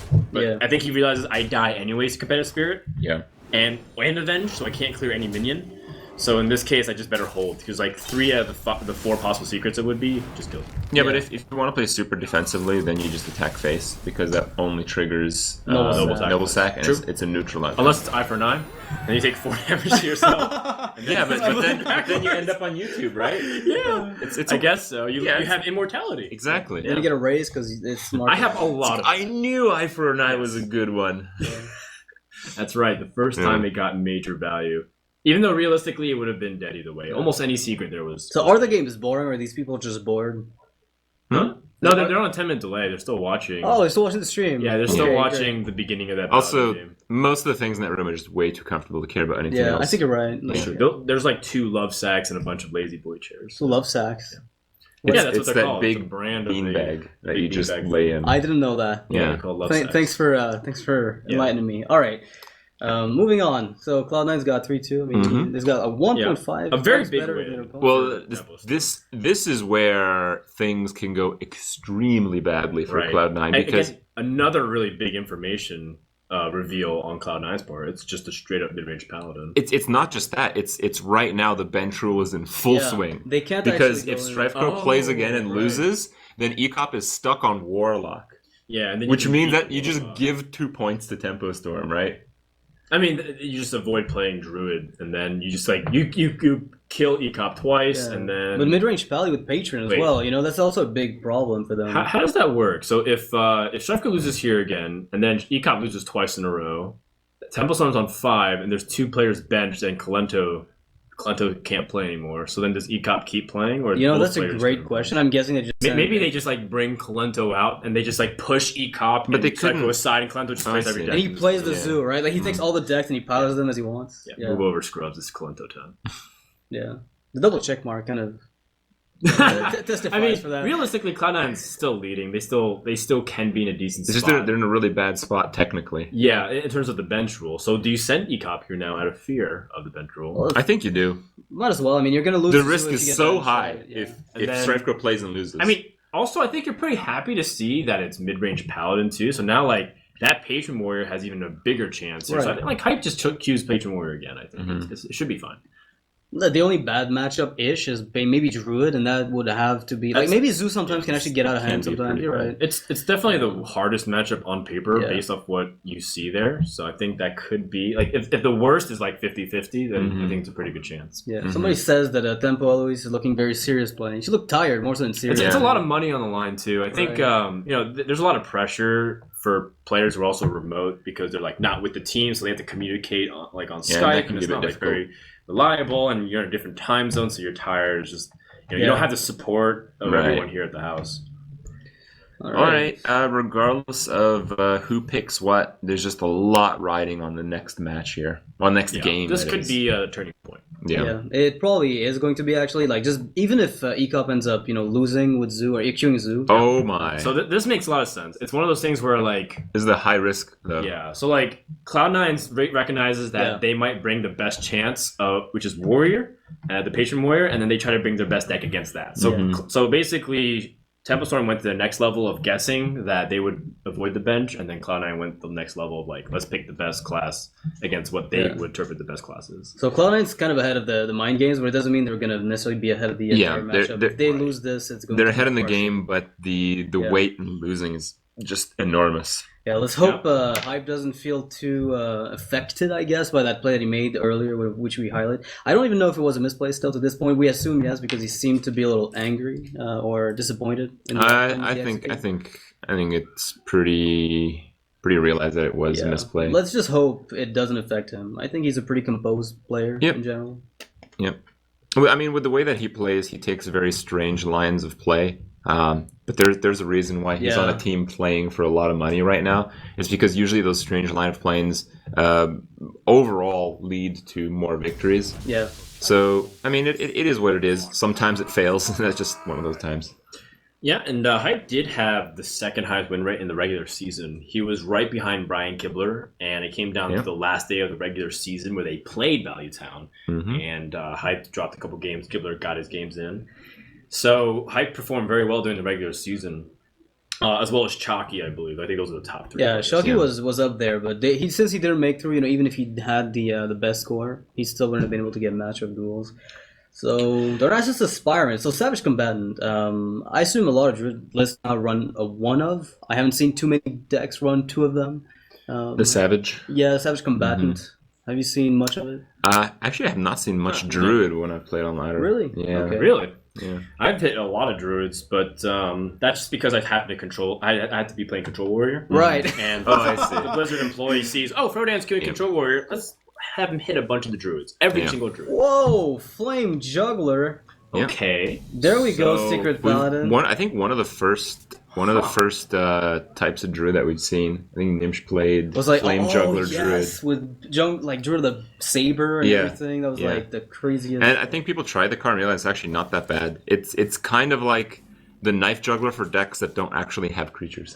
Yeah. Yeah, I think the way to look at Flame Juggler is not through a Knife Juggler lens of like the random damage, but to think about it as early game board control for a deck that it doesn't necessarily excel in it, and you definitely need that early game board. So because it does a little bit of board impact, and it's 2/3, so it stays alive generally speaking against the 1-drops.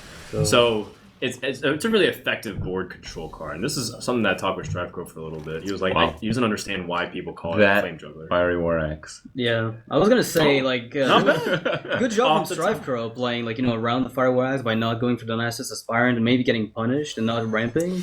But there was no War Axe. He would have been really rewarded by this if Hype didn't just get it. Darnassus Aspirant coming out. Well, that's so literally the eye roll. So just Divine Shield. He just killed the Divine Shield with it. That's 12 damage from the Pilot Shredder. It is, but the damage is not that relevant because usually the warrior can win before the druid. Sure. Yeah, and the Flame Juggler is maybe a liability sometime in the mid game. Do you ever just play it now for the 1 damage it pays? Because I mean, against Patron, I don't think. Why is it such a risk to play the Darnassus Aspirant? Because you deal so much more damage. I mean, because he's gonna kill the Darnassus and leave the Succubus alone. Yeah. Okay. Yeah. Do more damage. Right. I mean, there's no drawback really. It's all about whether or not you're afraid of that ping just going wrong in an Acolyte of Pain, or yeah. Well, he does have the Inner Rage and the Grim Patron, but no Whirlwind effect on that turn. So Hyped has to evaluate and balance if he wants to use the coin here for like Gnomish Inventor. And if he doesn't, then what does he do as a He can just play the ghoul. It's weak to Keeper though. If you go for coin Gnomish, The ghoul just stops 3 damage and takes away maybe some tempo from the hero power. Cool. That's pretty good. Yeah, it makes sense. The tempo removal I think is a good point. I like keeping the coin though, just for options for the Grim Patron. Oh hey, combos in hand. All Yeah, Dr. well, Boom in the but that's combo. The idea here is also that if Strifecrow was unwilling to remove it with his hero power, then he would get another Grim Patron. Oh, you're right. You're Yeah. right. That's a good point. All right, so the Aspirant's still not contested. I think Gnomish comes down here because I think if you coin Inner Rage Grim Patron, there's a high likelihood your opponent can just deal with it because it's a 5-2 and a 3-3. Yeah, it's probably not good enough at this stage. Now it's also getting somewhat scary because you're taking a lot of damage as Warrior though. Like, how do you if stop Strifecrow this has damage? two Savage Roars, is that like game? I think it is. Looking at an extra 12. Well, I think that'd be lethal actually. Another Hype is Savage thinking Roar. about Inner Raging the Flame Juggler right now, so that would deny that. Yeah. That'd be a legitimate thing to do, but then what is Druid gonna normally do on 6 also? That might give something problematic. Because if you kill off the Flame Juggler, you also keep the Gnomish Inventor alive, which is really nice. I mean, even Druid of the Claw charging here would be an issue, right? Like, that's another 4. They don't even have to, like, use Savage Roar with it. They can just punch you in the face for 4 and have another minion you can't handle. Well, he's going to want to drop Thorson next turn, so that way he has stuff the following turn. So he has to evaluate if taking this damage from the Flame Juggler is worth it. I don't think so. I think you've got enough in your hand here. Alright. Oh! Oh. Is it that deck? What was that enough to lethal with Savage That Roar? would have been 6 plus 8. Yeah, 6 plus 8. Nope, That's not 14. Not quite. But still, Yeah. that's basically enough when you have Doctor Boom and Force of Nature to follow. I mean, without a Ghoul, this 3-2 with stealth is The thing is, like, probably... I love Doctor Boom so much. And when I see Grim Patron, it's like I feel safe. Right. Because they play their patron Right. combo, and it's always that first patron that dies. Yeah, or the War Song, you're like, oh, I'm sorry. Yeah. It's not happening. If it happens later in the game, it's kind of... What's also a little bit frightening too is if these Darnassus Aspirant dies, then Dr. Boom doesn't come down next turn. Mm-hmm. So Strifecrow is maybe thinking about taking out the Oh, wow. Force of Nature. The Gnomish Inventor. Could be, it's a possibility. I mean, I like pushing damage just because you already have the combo set You up, just but- Savage Roar here. It's not too bad. Yeah. I mean, you're pushing for Savage Roar damage. If you want to kill that 2/4, you can with the 2/1. Yeah, I think this is so that he can ensure Dr. Boom next turn. Alright. I like this play. I really like it. So we're assuming basically that Doctor Boom plus the Force of Nature should be enough to Right. carry through. And I think this won't stop Hype from playing Thorson. And then Strifecrow plays Boom, and then we're going to see if the good old Grim Patron shenanigans can carry it home. It seems like the pressure of Strifecrow really put too much of a clock on Hype. Yeah. I think Hype is, again, like 1 or 2 turns away from actually catching up. I think the Pilot Shredder drop might have helped a lot. to Right, get the damage in. 4/3. That's another really huge amount of damage. Wait, that's a lot more damage as well. That's not enough mana to play everything. I think he's still Doctor Boom. Yeah. Well, it's Twitch chat lethal at least, right? The Boom is better, but you can't even do these 2 spells over the next 2 turns anyways. So, like reasonably, your opponent will be able to armor up and get out of range. Like, you have to swipe hero power. I don't- Force of Nature hero power. I don't think you know how boombots work. I'm saying, Proof if has faith. if Strifecrow was to go for spells lethal, Yeah. I don't think he'd be reasonable. All right. Well, Now the question is, how does Strifecrow lose? it just Warsong Commander, Grim Patron, very lucky bombs. The bombs hit the patrons for 1 damage. That's how this. But no, like he almost... Yeah, I guess they would have to kill everything. Oh, I thought you killed the 2/3 first. Why not? Why wouldn't you kill the 2/3 first? One more patrons. Oh, wow, that's very good for him. Yeah, because now he can kill. I think he's going to use the last patron. Oh, he's trying to spawn as few patrons as possible, so they're not on 1 health after the 2/3. Kind of. Now he needs this to not. He didn't kill Thorson. He needs to not kill the War Song as well. Oh my god! And that's going to allow him a full board clear. That is so huge. This is completely insane. Can Strife take this though? I mean, I think Force of Nature Hero Power into Swipe is lethal no matter what. But there might be a Battle Rage into shield blocks because Right. we've seen 2 earlier. But now he can't clear the board. Like the swipe is so bad. He has Battle Rage to draw so many cards. Right, he might find a shield block here. I guess you Oh, did know no. how boombots work. Yeah. Oh, that one. Oh, that's how my boom box works. Is it? Yeah, that's not how mine works. I just played Dr. Boom and the patron's dead. Yeah. Might as well concede. Because that boom box, if it hit face enough, that was lethal. Yeah. Right, it If would it have been. 3 damage to the face, That was it. lethal. Well, Strife Crow can clear a few of these patrons. Oh my Do you goodness. even? I mean, I think Force of Nature to face into Swipe is like your best bet because you can always swipe Hero Power and hope you win. I don't very much see a way to clear and win. Actually, next turn you have Force of Nature Plus and Power of of the the Wild. Yeah, do you hold on to Would that? you like? what if you risk just swipe swiping face? facing now? Yeah. Did you do that? I would do that But because you know, Hype plays 2 shield blocks, so he battle rages. He gets like so many cards, and he's gonna definitely. Yeah, but you have the can't ability. you can't die to anything. Like, Hype has to kill off his own creatures. Oh man. is this a swipe on the face? I want it to be. It is. He's gonna try to do 9 damage next turn, and if Hype draws 1 battle rate or 1 shield block, he's out of range. If he doesn't find a shield Wait, block and then why did he kill the Grim Patron then? He wanted. Wait, yeah, yeah, he created more patrons, right? This one. Yes, Yeah, to flood the there would board have so been there's one no patron frauding. less, and he So there's did. no frauding, I think. No, but so there's no. Okay. Yeah, because you can't play frauding and then die. You'd have to be kill able off get your own it. creature, is what I was Right. saying. Okay. So Hype might actually slam his own patron just for an extra battle rage draw, so he can get shield block. I think. So Like- well, you might want to start. Yeah, thing is like how many shield blocks do you expect to get? Wait, what? I think he has. I think he has ours. lethal. Oh, does he have lethal? I think so. Oh, because we're not counting how much damage Right. he has. Yeah, we're We're like, like- does he have shield block? He might just win through this point. Never alone. mind. Patron is fine. It still works, right? It still kills people. Yeah. Yeah. Wow, what a game! Absolutely crazy. The lines of play these players took were absolutely like I wouldn't say flawless, but based on the circumstances, it looked like none of them made a Man. mistake. What a tough game for Strifeco to swallow too. That means he's Yeah. benched. Yeah, That means Ecop has Ecop to play Warlock. Warlock. I think it's tougher for if Ecop. Tempo Storm has the perfect deck to kill it, they can get a 4-3 lead even though being down. Well, I 3-1. think they do. I think Eloise is playing Freeze Mage just as he has like Yeah, their whole probably. season. I mean, I don't know. All I know was every single member of Tempo Storm came to me today, except Gara, and said that they're not sure about their decks. Okay. Okay. So they're like, I'm not sure if he'll do well today. So that's a little. You get some insider information about their insecurities. Yeah. Too much irony that that Strifeco was one of the pioneers to introduce Dr. Boom to us, and today he's been Failed him. betrayed. He's Betrayed. been betrayed. Yeah.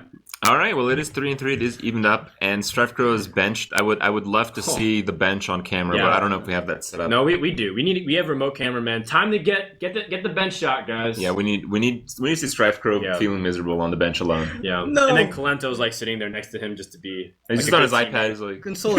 Yeah, Kalento would probably be playing on the iPad. Yeah, just showing him how to actually play Dr. Boom, like showing him this is what Boombots The actually Boombot do. should Yeah. be going there for 4. Like the face there. That's where he goes. yeah. All right. Well, Ecop has to play Warlock. That's 2 wins Warlock. for Temple Storm, basically. Well, yeah, he basically has to play it until he wins, yeah. Which he's probably going to eventually. Yeah, it'll eventually hit the Druid. Yeah, But it'll have to hit Hunter- the Druid at least, and it's Yeah. favored Hunter against is that. good against Zoo still. And Freeze, I think, is Yeah. is really good. yeah. But And- oh, he's going outside? No. Oh, There's the- there it Oh. is.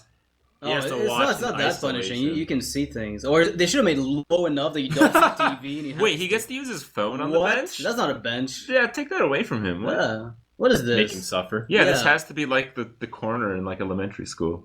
Oh, okay. Yeah. And then there's never no gonna be- activities, no That's fun true. allowed. The next Amaz organized tournament. In never fact, he has to sees face the anyone. wall. Yeah, he has to face the wall. Just go into the corner. Oh, poor Strifecrow. Yeah. All right. Well, poor guy. He got punished, and both of his decks have been revealed too. Like again, more information. Like some of these decks have some very interesting choices in Yeah. it. And now you know, it's like, oh, he's playing Druid the Saber. He's playing really weird. I mean, Gara is seeing the stream as well as the game's going on. He knows he has Power of the Wild. So like these are interesting tech choices that help feed more information versus like, oh, Hype lost with Patron. Oh Yeah, wait, it doesn't I tell guess you anything. we still have to watch out for What, patrons. what do you think the part of the wild is now that you should bring it back to light? It feels like StrifeGrow. We talked about how he invented like Doctor Boom being Right. good and stuff, but I'm pretty sure he also pioneered Violet Teacher Druid. He was one of the people really pushing for token druid Mhm. back in the day. I think first of all, it was like a guy named Nick Speets. I remember You Nick. know what I'm Demon. talking about. I don't know. I There's- remember like two I'm- names. no back I'm really in sorry the that I beta. don't got his name right, Yeah. but it was a guy named Nick somebody, and he created the Violet Teacher token and won an open tournament with it. And then a few other players started really taking it to the next level. Like he was playing like Imp Master, for example, and then No, I was playing Savage that War. crappy version of Mana But Grind Open. yeah, and then That was a crappy version. and then people realized Violet Teacher is all you really needed. Yeah. I wonder if he's playing other things like Argent Horse Rider, like really aggressive cards. Because why would you play stuff like the Druid of Saber unless you're trying to go for early game board control? You have to have like the living roots. Yeah, well, you're mentioning, I think Mark of the Wild also is a pretty good pick. If you're playing Living Roots, if you're playing Druid of the Saber, maybe there's Mark of the Wild in there. Even the sisters, I wouldn't be surprised if there's Mark of the Wild. Like, I've seen Kalento Theorycraft something along those lines as well. So All right. Well, it's pretty interesting. They sent out Gara's Hunter. I mean, when you in this situation, you literally send out your best matchup, right? Yeah, so I guess they feel like this is the best matchup. yeah. Hunter versus Warlock is pretty hard for the Warlock, especially if it's a Hunter that curves well, and you're gonna always be able to go even in board or even a little bit better because of Unleash the Hounds. That's a pretty good hand from the Hunter. Less so from Ekop. Oh, it's getting better though. Yeah. I'm kind of liking it. I mean, it's forcing the Hunter to surrender some tempo to deal with the Juggler. Gar's playing Bear Trap, of course. His number one card of the set. Really, that much? He thinks Bear Trap's the best card in the set. Interesting. At least he did I on week one. played two of them and I hated it. Really, one of them I love. He Two thinks of it's them I like think is overkill. he just thinks it's really sick. Okay. I mean, even if it's the best card in the set, I think he plays only one. Oh man, we have the Gara posture here. Life coach. Oh my god, what happened now? Life coach cosplay. Is that where he is? I didn't see him this morning. He's actually spending time. I think he's not even here. I think he just like went out with a nice breakfast with his wife. Okay. Okay. Went out in the town because hanging out in Plano, Texas. You're only gonna be here once in your life, so you got to make the best of it. Yeah. You Makes never sense. come back. Because you're never gonna want to come back. Oh, burn. All right. No, I thought it was pretty cool. Yeah. Do you want to quick shot this so you can prevent? Yeah, you want to just stupid kill stuff? everything. You have to get that Bear Trap out and force the Warlock to feed you a free 3/3. Sure. I mean, you might play Snake Trap as well. We've seen a lot of Beast Druids play the Snake Trap. Okay. Well, Unless it's if anything, we've Beast seen Hunter, sorry, Oh, not Beast Druids. it is snake trap, but we've seen just variations of traps. Like these days, we don't really see like just double freeze or just double explosive too Yeah. much. It's always like if For some reason, when I see Bear, I expect Snake. They seem to go hand in hand when people play them. It seems that you just shove all the minion spawning traps to get Beast synergy, so Yeah. it's kind of like... yeah, Snake Trap works really well with Bear Trap too. oh wow, double Doomguard.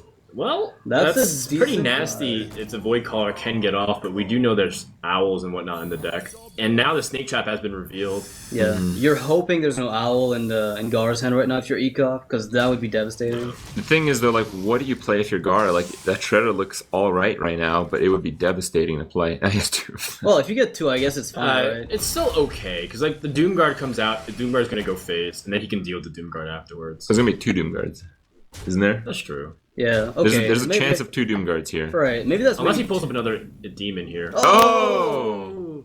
Well, does that change anything? Because you just eat it up? That's true. He could play the Nah, it's the kind of Void Terror and awkward. eat it. Yeah. It's definitely seems to be preferable because you can guarantee get a Doomguard out. Well, do you ever consider just slowing down and going for Implosion, or is that too slow? Because there's a lot of 1/1s. I think you it's might too wanna slow. do You're that. starting to lose a lot right now. Okay. yeah, That's what I was even thinking about double Doomguard, but I think the Void Terror is okay because it's a huge body on the board. Yeah. And 6/6. your Void Caller didn't get silenced. Instead, actually, they played into Void Caller. So Yeah. the Hunter doesn't have that many options. And I think the Void Terror works. And then there's Lice Champion and Gar's Hunter and Sansa's a I demon. mean, he still keeps double Doomguard by doing this. Yeah. Yeah, he does, but like he's kind of incentivized to tap, or it's like kind of a bit of an efficient turn. I guess ultimately it's about as good as double Doomguard, except you just have the other Doomguard. So Yeah. Well, one thing that can also throw this out in the whack is we don't know if Gar is running like one Bear Trap, one Freezing Trap, one. One of each. Yeah, It's like the and then that Prismatic like Hunter. also makes it really difficult. Yeah. So you can deal with Do you deal with the board. do you But deal? how would you deal it? Would you deal it? You have a lot of direct damage. Yeah. Argus would 10, wreck you, 12. and he has Argus. Yeah, that is true. We've seen too many people go full face, maybe like 20-ish HP, and then get punished by I Argus. kind of at least like kill command on the 6/6. And then just traded the spider into it. Yeah. Spawn more stuff. I mean, Yeah, that gives you opportunity to develop another Haunted Creeper as Yeah. well. And then you still have some pretty good options. yeah. And then we're gonna see Demon Wrath and Zeus soon enough when that kind of deck gets picked up. Dread Like, you see Steed comes out of Secret nowhere. Paladin starts Also, playing a lot the of other cards, play to and- save kill command isn't that bad either. Just to Yeah. bow The bow, down the Doomguard with the 4/3. That's what I was 'Cause thinking. You're not going to get a defensive trigger on the Shredder. Yeah, it's actually a really good point. Is he going face? No, he's going for. Oh, he is.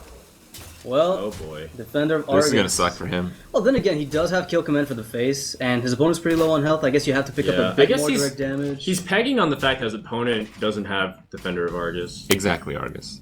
Because he's already played two. But Void I mean, Walker. Ecom's Walkers, played yeah. with like 4 less mana in the past couple turns, and he does have kill command to get through. Right, so is he dead? If one of the 2 minions stay up, Oh man, Argent Horse Rider. I think that's a pretty useful, big card, yeah. right? Does that help him get through? With the No, kill I command, think he's might. dead. You sure? Yep, pretty sure.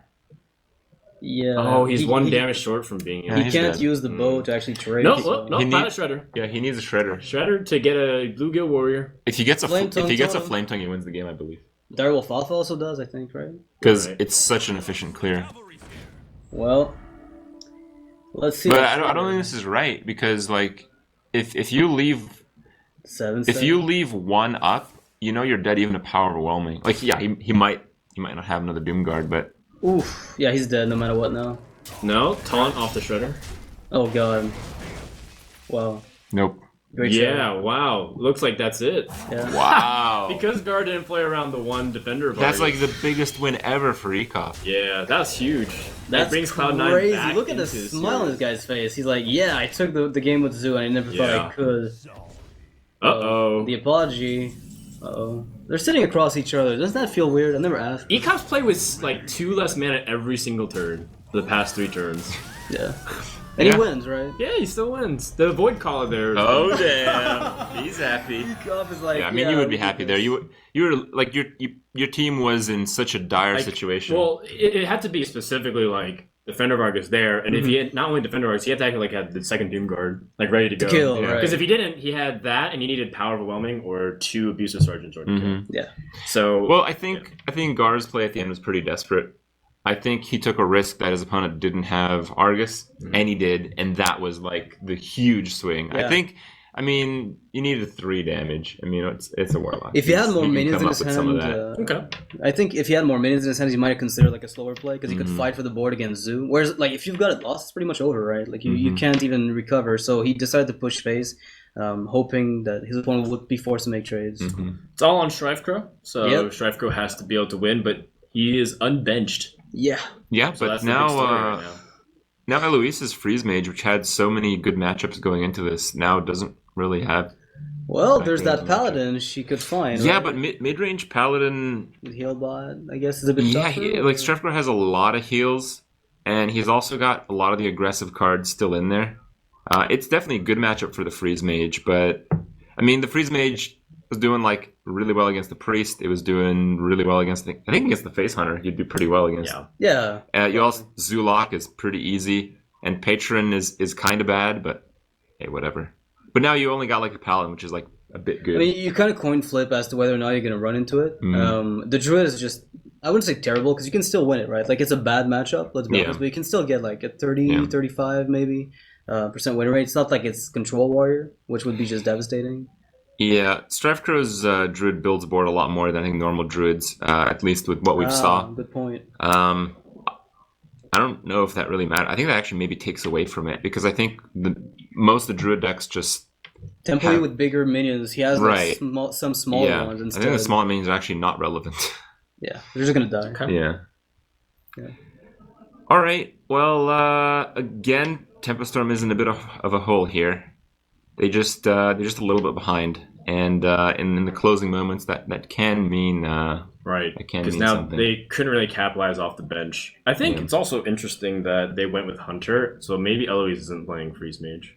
Yeah, Tempo because Mage would have I actually feel been like- pretty rough. Yeah, I think maybe it's in a scenario that they didn't want to play the Mage because it's not Freeze Mage.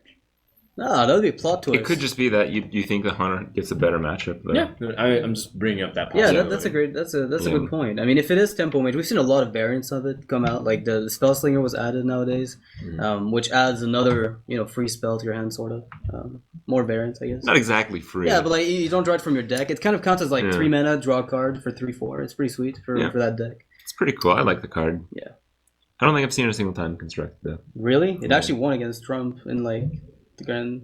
Oh, okay. Yeah, there was like a tournament. I think Tom won against Trump like a massive. Oh. I think if this is actually good if Tempo Mage or if they're playing Tempo Mage because then it's good against Druid and pretty decent against the range Paladin. Mhm. So it could easily flip like, oh, maybe it was good against Warlock because they had Freeze Mage, but if they had Tempo Mage, then Shrifko still might get cornered. And it simply could come down to Druid versus Druid in Game 11, and something silly like that. Which one do you think has the edge? Because like we've seen Strike Rose Druid be a little bit more board centric. Assuming you go up against a mid range, which one is better? Like typical mid range or the most? It's very different because Druid is one of those matchups where it's like so tempo dependent, and every kind of archetype has access to like wild growth stuff as well as innervate. So I think it's just really dependent on those card draws as opposed to the archetype. Okay, Like people who used to say slower druids were better than faster druids in the mirrors, but then they found out the faster druids just still innervate stuff and did too much damage, and it doesn't matter if you have ancient or It'll void. probably just be more they consistent. just go through. Yeah. The consistency helps a lot.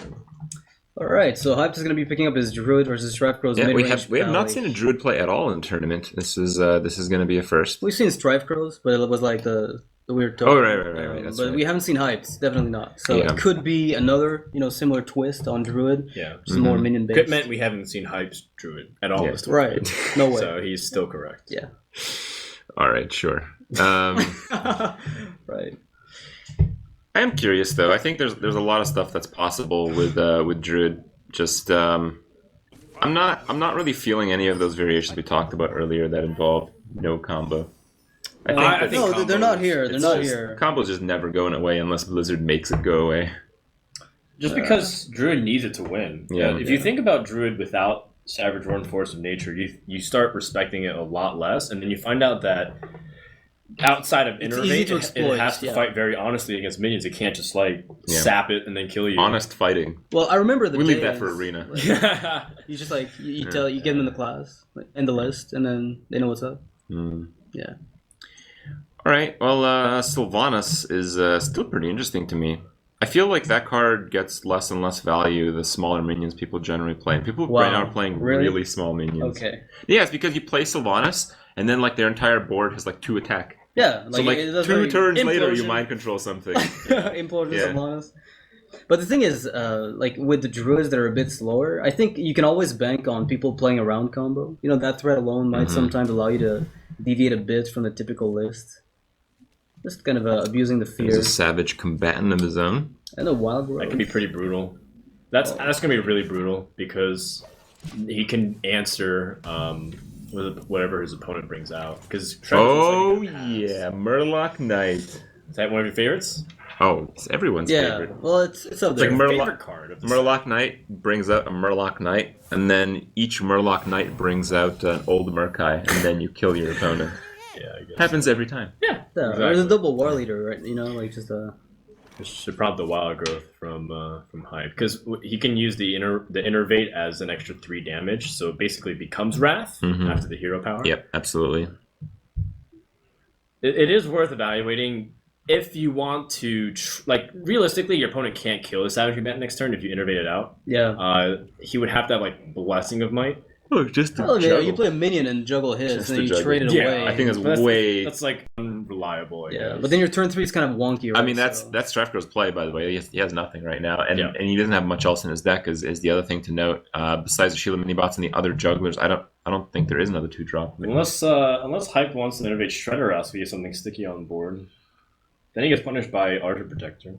I feel like your play is so dominant compared to any other. Like just Wild Growth and Savage Combatant into Hero Power for 3 off the interval. Yeah, it looks You like even have Curve. I mean, you could play Shredder, I guess, instead of Combatant, because that way the second body will kill whatever's out after the Juggler. But here's also an interesting question. If he picks up 3-drop, then he just misses his opportunity to Wild Growth. Right. Okay, well, Strife Crow... Doesn't seem like it's better than the Wild Growth play.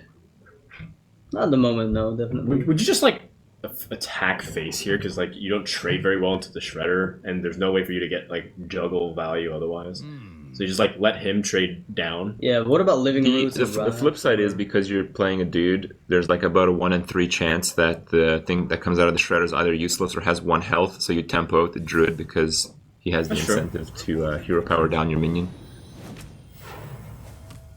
I think that the juggle's a sign, Strife Crow. Although I think you could be right. Like if it's a 1-1 or anything else, like yeah, 2-1 even. Like it doesn't matter. Right? I just think in this case you actually can do whatever you want. Okay, and it's like not wrong. Yeah, I wouldn't disagree with either. Actually, evaluating the hands though, he has Cog Hammer, right? So exactly. he wants like higher chance for minions to stick. Probably is a consideration. Darnassus Aspirant. No, see, now that's a forgiving draw because both outcomes, whether this stays alive or dies, is still okay. Until he finds one from the Shredder. Yeah, I think so. And you still kill the Juggler because of Muster for Battle next turn. He plays it before the possibility of Narubar Weblord screws him over. Oh, not quite. Alright, Cog Hammer's at least useful. Because you keep the 1-1. Well, by useful, it's the only card you can play, so yes, it's right. very useful. Well, it kills something at least, right? Yeah, I think you'd just go for the Darnassus again. Yeah. I mean, you don't know what your opponent has, so you just want to deny as much as you can. Even though I believe attacking the 2/2 is better in terms of board control. Yeah, the thing is you don't want him to get the 5 mana and maybe get a Druid of the Claw. You're not remotely ready to answer that. Like, not remotely. Right. Yeah.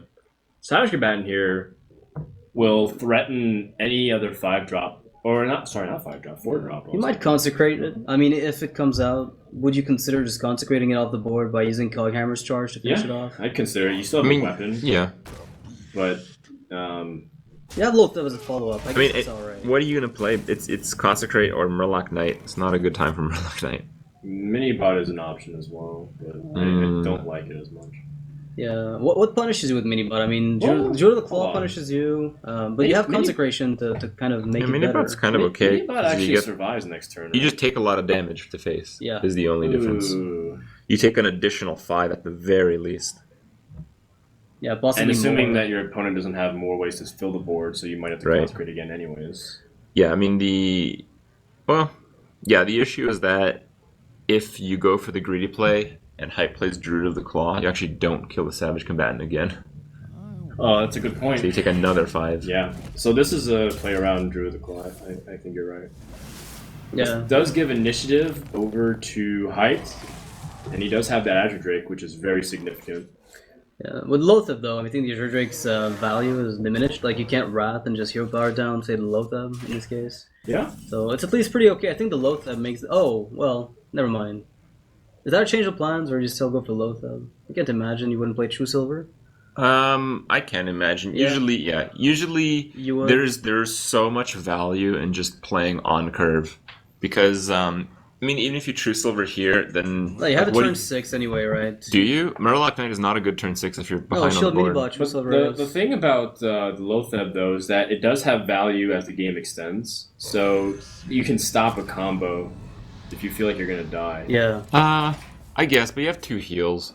I don't think you need to really stop the combo. He actually gets Drew the Claw, so he can protect the Drake. I mean, yeah.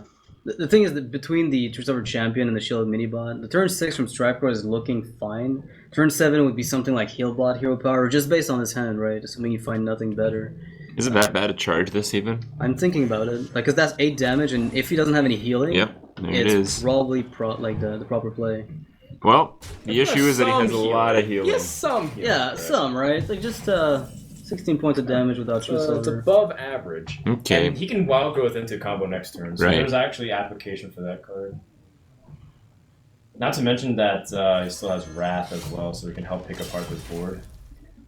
That actually forces Striker to heal bot on turn 7, which is really bad for tempo. Turn 6, you mean? No. He'll have 7 mana next turn. Yeah. Oh, heal bot. Sorry, I understood shielded bot. I don't Yeah. know why. I kind of confused both. Two Alright. rats. Cycle. Alright, well, first he's going to cycle. He has the hero power if he wants lethal. His face. It is. Yeah, so you can wild growth. Oh, well. That's a bit tricky.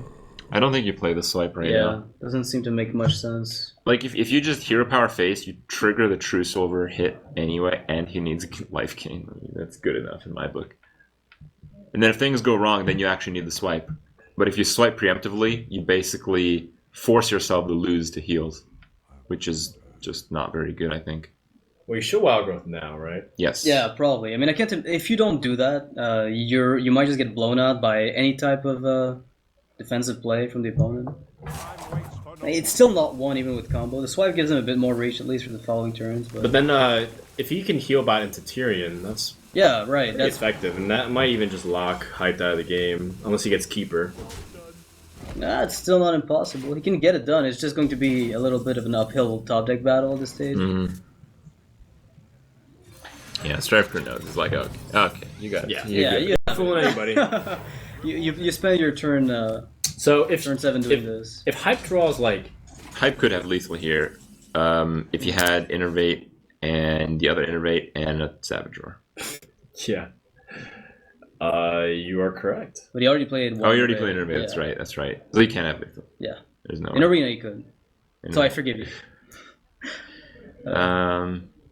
So he can't even set up he can't set up 2-turn lethal. If he swipes the face, hero powers it down, and then his opponent doesn't have taunt or heal. Yeah. But he can does have a hold- heal. He has True Silver. So And that he has doesn't Tyrion. work. And he has Tyrion. Yeah. But it just doesn't work on the board state. So he can Wrath for 1, swipe the face, and hero power it down.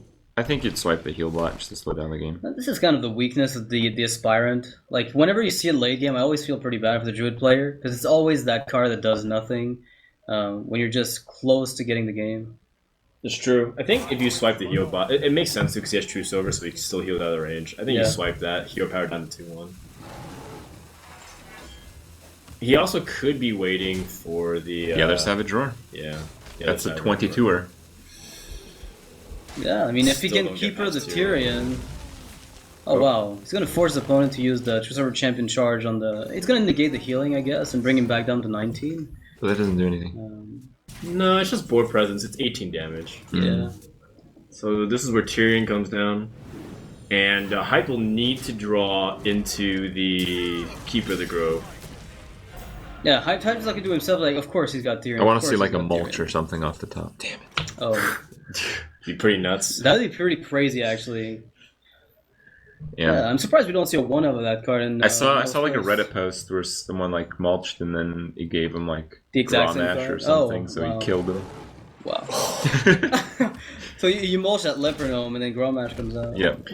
Yikes! A very painful exchange. Now Strifeko can basically load up the board and stay Oh up my hard. God. Yeah, that's a pretty good way to load up the board.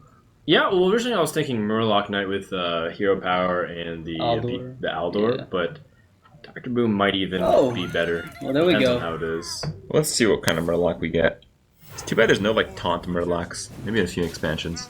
Yeah, Murloc tank. Wow, this is the worst, right? Murloc Actually, maybe Murloc Raiders Heckler. is the worst. Murloc Raiders. Worse. Yeah.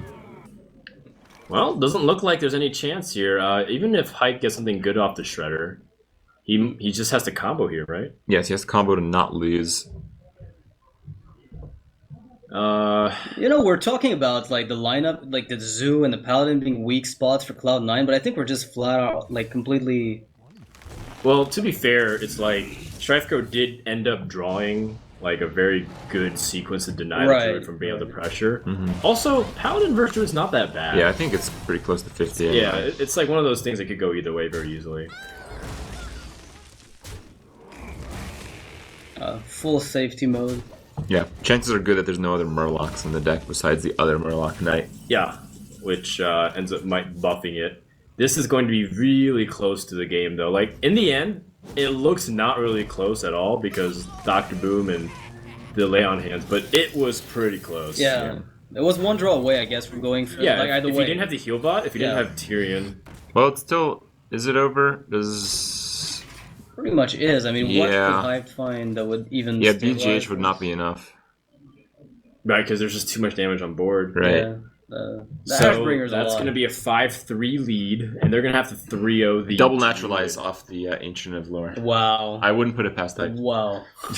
I You think wouldn't put it. I would put it Yeah, past he's smart even enough to Hive. do Yeah. that. Yeah. Double naturalize. I think it's great, right? Makes sense. Total sense. Oh, he's thinking about something. Yeah. There's something that kills Dr. Boom and doesn't kill him here, I think. how? That's not even possible. Well, I mean, you wouldn't do this otherwise, because you'd be revealing information, I can fair enough. Oh wow. right? Sure. There has to be a way in his deck. He was thinking about it, and he made the play. Right. I'm counting on naturalize. Yeah, you're counting on like a single naturalize maybe just to remove some minions out. Naturalized Force of Nature Savagery. Yeah, like turn 10, right? You're guaranteed. Oh, to that go would be through. so cool. The dream. Yeah. What have we started? Well, I don't know. Maybe something that's Like really new. next meta. week on ladder. That's We're gonna, every like, day. everybody's playing like Naturalized naturalized Force druid. Nature. Yeah, I can Oh, see that. God, what a Like, the nightmare. That'd be the craziest thing. But then again, you just play like patron, you draw more cards, you're good to go, right? I mean, they'd only do that when you kill you, so Oh, no. right. Yeah, no, that wouldn't. So they wouldn't play naturalizing. Uh-oh. Uh oh. Gara's yelling. Yeah, he's like, dude. That's what? that's angry Gara. Yeah. And Gara. Yeah, I guess so. I mean, I've seen Angry Gara. Have you? Yeah, I've never seen him angry. I've seen him Gara disappointed, but many times. Do you think there's some chance he's going to throw the chair hyped here? Well, maybe at himself. Oh. I mean, he didn't play around Defender Vargas, so that's a good I don't point. really feel like. Okay, well, I guess the debate with there's a lot of like plays you can debate with these guys. So, the wild growth, the not wild growth on turn 2, and then ends up using it for the combo instead. I think How did that I think change? that hurt a lot. That changed a lot of the game's outcomes. I think. And he would have snuck in so much more damage. It would have been Yeah. hard to even keep up with. But Just I the think heal bot. it's kind of scary when you're facing down a juggler. There might be a mini bot on the back end, and then you just fall off the board because you can't compete with it. Yeah. And Alright. in the end, it's like with that many lines of play that are very gray area, it's like you just don't know the outcome. Yeah. Mhm. Well, that slightly strange druid from Strife Crow. It's going to get 3 tries among each of Tempo Storm's members. And well, it's going to be tricky. I think the faster druid does better against the hunter. Although I'd one thing that's imagine. tricky is that Gara's traps have been revealed. He knows it's bear trap. He knows it's snake trap. He hasn't seen Bear Trap, I don't think. Yeah, we saw in the It was in the mulligan. opening mulligans. Yeah. But like he does. Okay, so he just transmitted the information over. Yeah. You're right. Yeah. Um, And then if it's tempo mage, faster druid does do better against that too. I think because you can't change decks in this whole starting set, like Yeah, I think you seeding. can change your decks on the last day, but you can't change them on the first 2 days. So if you're gonna lose, you might just keep the mage hidden. We don't even know what it is. yeah. So you just don't even reveal it to anyone and bring Yeah, it back. I think the there's following you have day. to win with all 3. So I think if anything, the only thing we can predict is Eloise is not playing until she's last. Well, that said, I think she'll probably play next. Just because if it's tempo mage, it's their best chance of winning. But they have to win with all of them. So With it everything, doesn't yeah. matter what their best chance is. There's no game differential. Like, Yeah, hype not that's bench true, that's might true. make it might That's a make a good point. difference. Yeah. That's a good point. I think like the But in hunter terms of from Gar is statistics, fine. like, don't you want to try your highest win rate every single time so you can? Maybe against an emotional player, but it's Strife Girl. Who cares? Okay. Yeah, emotional Strife Pro. I don't know. He's only got like good emotion. I He actually does get talked to nervous from Strife time Crow to what time. he's like looking forward to doing like tonight, and that was like yesterday. He's like, man, I'm reading this good book. Yeah, he told me he's like, Yeah. oh, Like- he wants to go, but it's like, Yeah. You know, you're here playing for $150,000. Yeah, he's like, yeah, and he like laughs and he goes, yeah, but I really want to read that book. Yeah.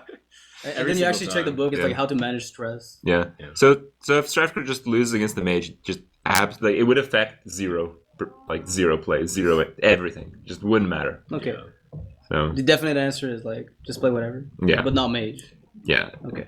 it's just you just give your opponent something, so it's not worth giving away. Yeah. What if they play the 2 first and then they get to mage and they lose it? Mm. You have to think about that. Like, it's so important to win today to just get that first Right. point on the board. But even if you lose, you still want to just do your best to maybe come out of it. Yeah. I mean, if you go 2-1, you're still fine. Like losing one game here is like a problem. But Gara brought Druid. I'm pretty sure Guard brought Hunter. We just Yeah. haven't updated it from Okay. playing Druid. Yeah. Okay. I think it's the other druid player. So, what do you think the mid range? I mean, because the hunter from Gar seemed like it was fine. It's forcing the opponent to have swipes very often, and triggering the bear trap and dealing with it on the same turn is pretty tricky. Well, completely relevant to that. I never realized Gara was holding mana crystals in his hand in his art there. Yeah. It's actually. I thought that was like some frost spell, like Blizzard. Oh, you think or so? something. It That's what I really thought. looked like mana crystals. But when you say mana crystals, it also looks like that too. Yeah. So, it's a wizard. 2 Druid of the Sabers. Yeah. That gives you some very good early board control. You keep the swipe against hunter, or don't you? Because you I'm have really a tempted pretty. to. You know, there's Snake Trap, there's Haunted Creepers. It seems like a pretty good keep. The Savage, I'm not sure about, but again, it's a pretty strong card to remove. Savage Command isn't really that practical. It's only good if it sticks, and it's probably not going to against the Hunter. Yeah. You don't have any ramp to really benefit off of it either. Yeah. Also, probably what you're attacking it to has 1 health. Right. It depends. Yeah. I mean, it's jugglers like are there, surprisingly good scientists. against Bear Trap, It's true.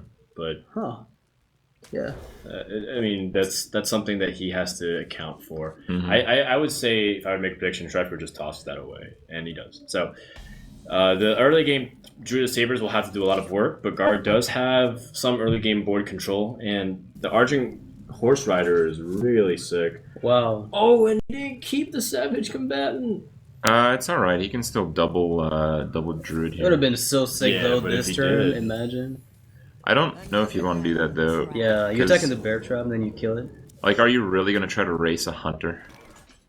Sometimes I you have might, to. yeah. In this Yeah, but it's matchup. usually like a mid-game push. Yeah, that's fair. Fair enough. So Oh wow. the Savage Horse already set up. Yeah, you might race. Now, one thing that I think Strikeforce is evaluating is if you should attack with this at all. I think if you keep it stealth, you can drop Lotheb next turn, attack with both. Yeah, and then it could go Savage Horse. Yeah. I mean, That maybe seems one reasonable. stealth and minion is fine enough on its own. Your opponent doesn't have coin, so Yeah. you don't have to worry about Houndmaster if he has it. Okay. And so this will prompt Guard to go for Animal Companion, I believe. Yeah, I mean, you don't want a quick shot here. That's really the only other option. Or you do Horse Rider, but even that is pretty weird. If you want to play Horse Rider when you attack into something. Yeah. Well, I mean, the thing with the Horse Rider is that it would kill either of these guys. Since they're stealthed, it really doesn't matter much. And when they're unstealthed, Always you Huffer. might be able to... Huffers? So one of these will trade the Huffer then, right? I imagine. I mean, Yeah. Lotheb would otherwise die to the 2 minions, or... So this is this like a variation of Nimsh's deck? that I don't has know about Nimsh's the deck. wild Yeah. Wait, that's the Mark of the divine. Wild, That's yeah. the Divine Shield one. Yeah, you. He plays both, yeah. Kalento Okay. built this, I think, yesterday. I saw him mess around with the... What do you have in this deck that targets outside of Mark of the Wild? Mark of Wrath, but it's like the Wrath? Divine Shield one, Yeah. so it wouldn't work. Hey, it literally wouldn't work. Yeah. I mean, it's a tempo minion. Like, how many 3-mana 3/4s do druids have, right? Like, it's one of those things where you can get a little benefit out of it sometimes, and it's not mandatory. All right. Well, actually, the attack makes it so Argent Horse Rider is a pretty good play. Yeah, but then swipe on the other end.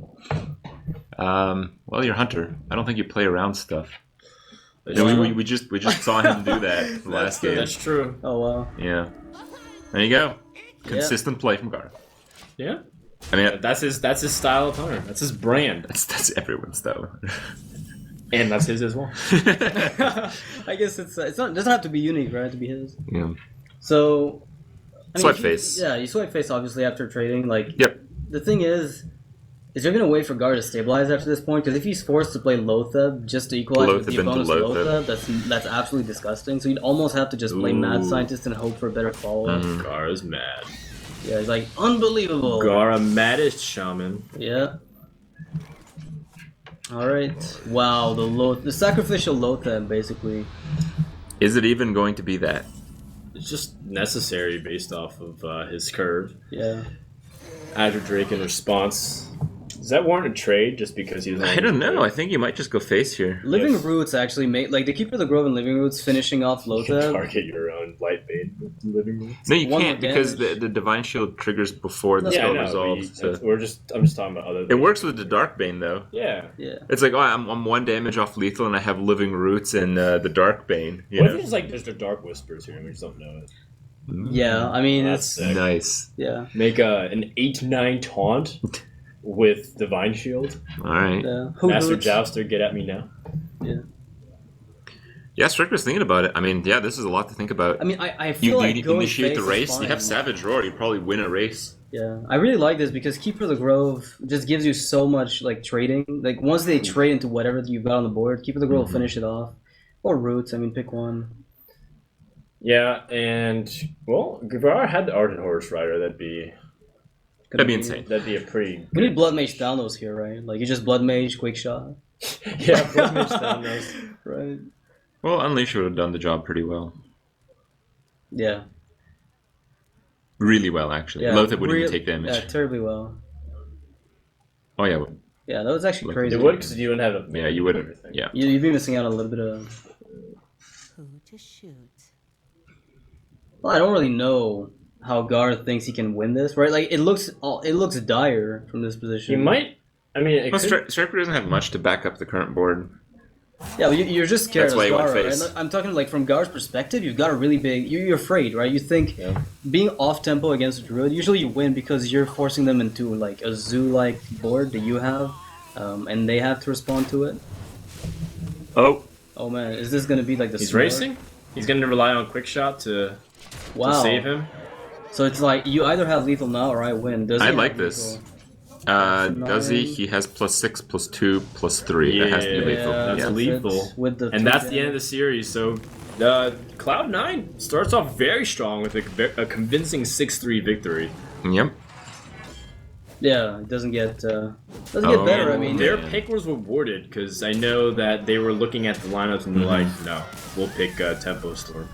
But I guess. they were picking Tempo Storm not because they were targeting Hyper Gar though, but those were the guys that end up losing the most. Yeah. And I think that's just how it is. Like these team series are always really unpredictable. Mhm. You just never can really figure out that's exactly the way it went. But that's also like you can't just blame it on draws. There was lots of plays that you could agree or disagree upon. I think. Mm-hmm. Yeah, I mean, we definitely had some pretty close calls on some of the plays. Smiles all around from Cloud9 there. Look at that. Oh, no, not Kalento. no, Kalento doesn't smile. But the cool thing, he's telling Strifko what he misplayed. yeah, like what did you I know misplay that there? for a fact. when his finger goes up, Kalento's teaching somebody about Hearthstone. That's that's a fact. I think Strife's agreeing but saying no, but and Kalento's like, no, you're wrong. All right, let's go. Oh, Smiles gone. Yeah, that's it. Yeah. See, they're not even happy. They're like, we no, won, screw but you. this is terrible. I'm leaving Cloud9. Greetings. Oh, First, man. wow, yeah, Strifeco's been getting pretty cocky today, but we Yeah. can go ahead and welcome the winners on. Yeah. Am I getting welcome? Okay. Oh, Okay. okay. So am I sitting here? Wait, who's sitting here? I can stand, it's okay. I'll be our seating representative. All right, welcome everyone. Where's my mic? Everyone is sharing the mic today. Yeah. Actually, why don't you sit? I'll just stand No, here. I'm standing. I'm standing. Okay. You should sit here then, because I'm the most quiet. Sure. All right, you guys have the privilege of hitting the button just once. Then you guys can Hit the button. GG. There we go. All right, so you guys are pretty high up on spirits. I think most people are just curious on the recent interaction that happened between Kalento and Strifecrow. Did he play terribly? Is he off the team?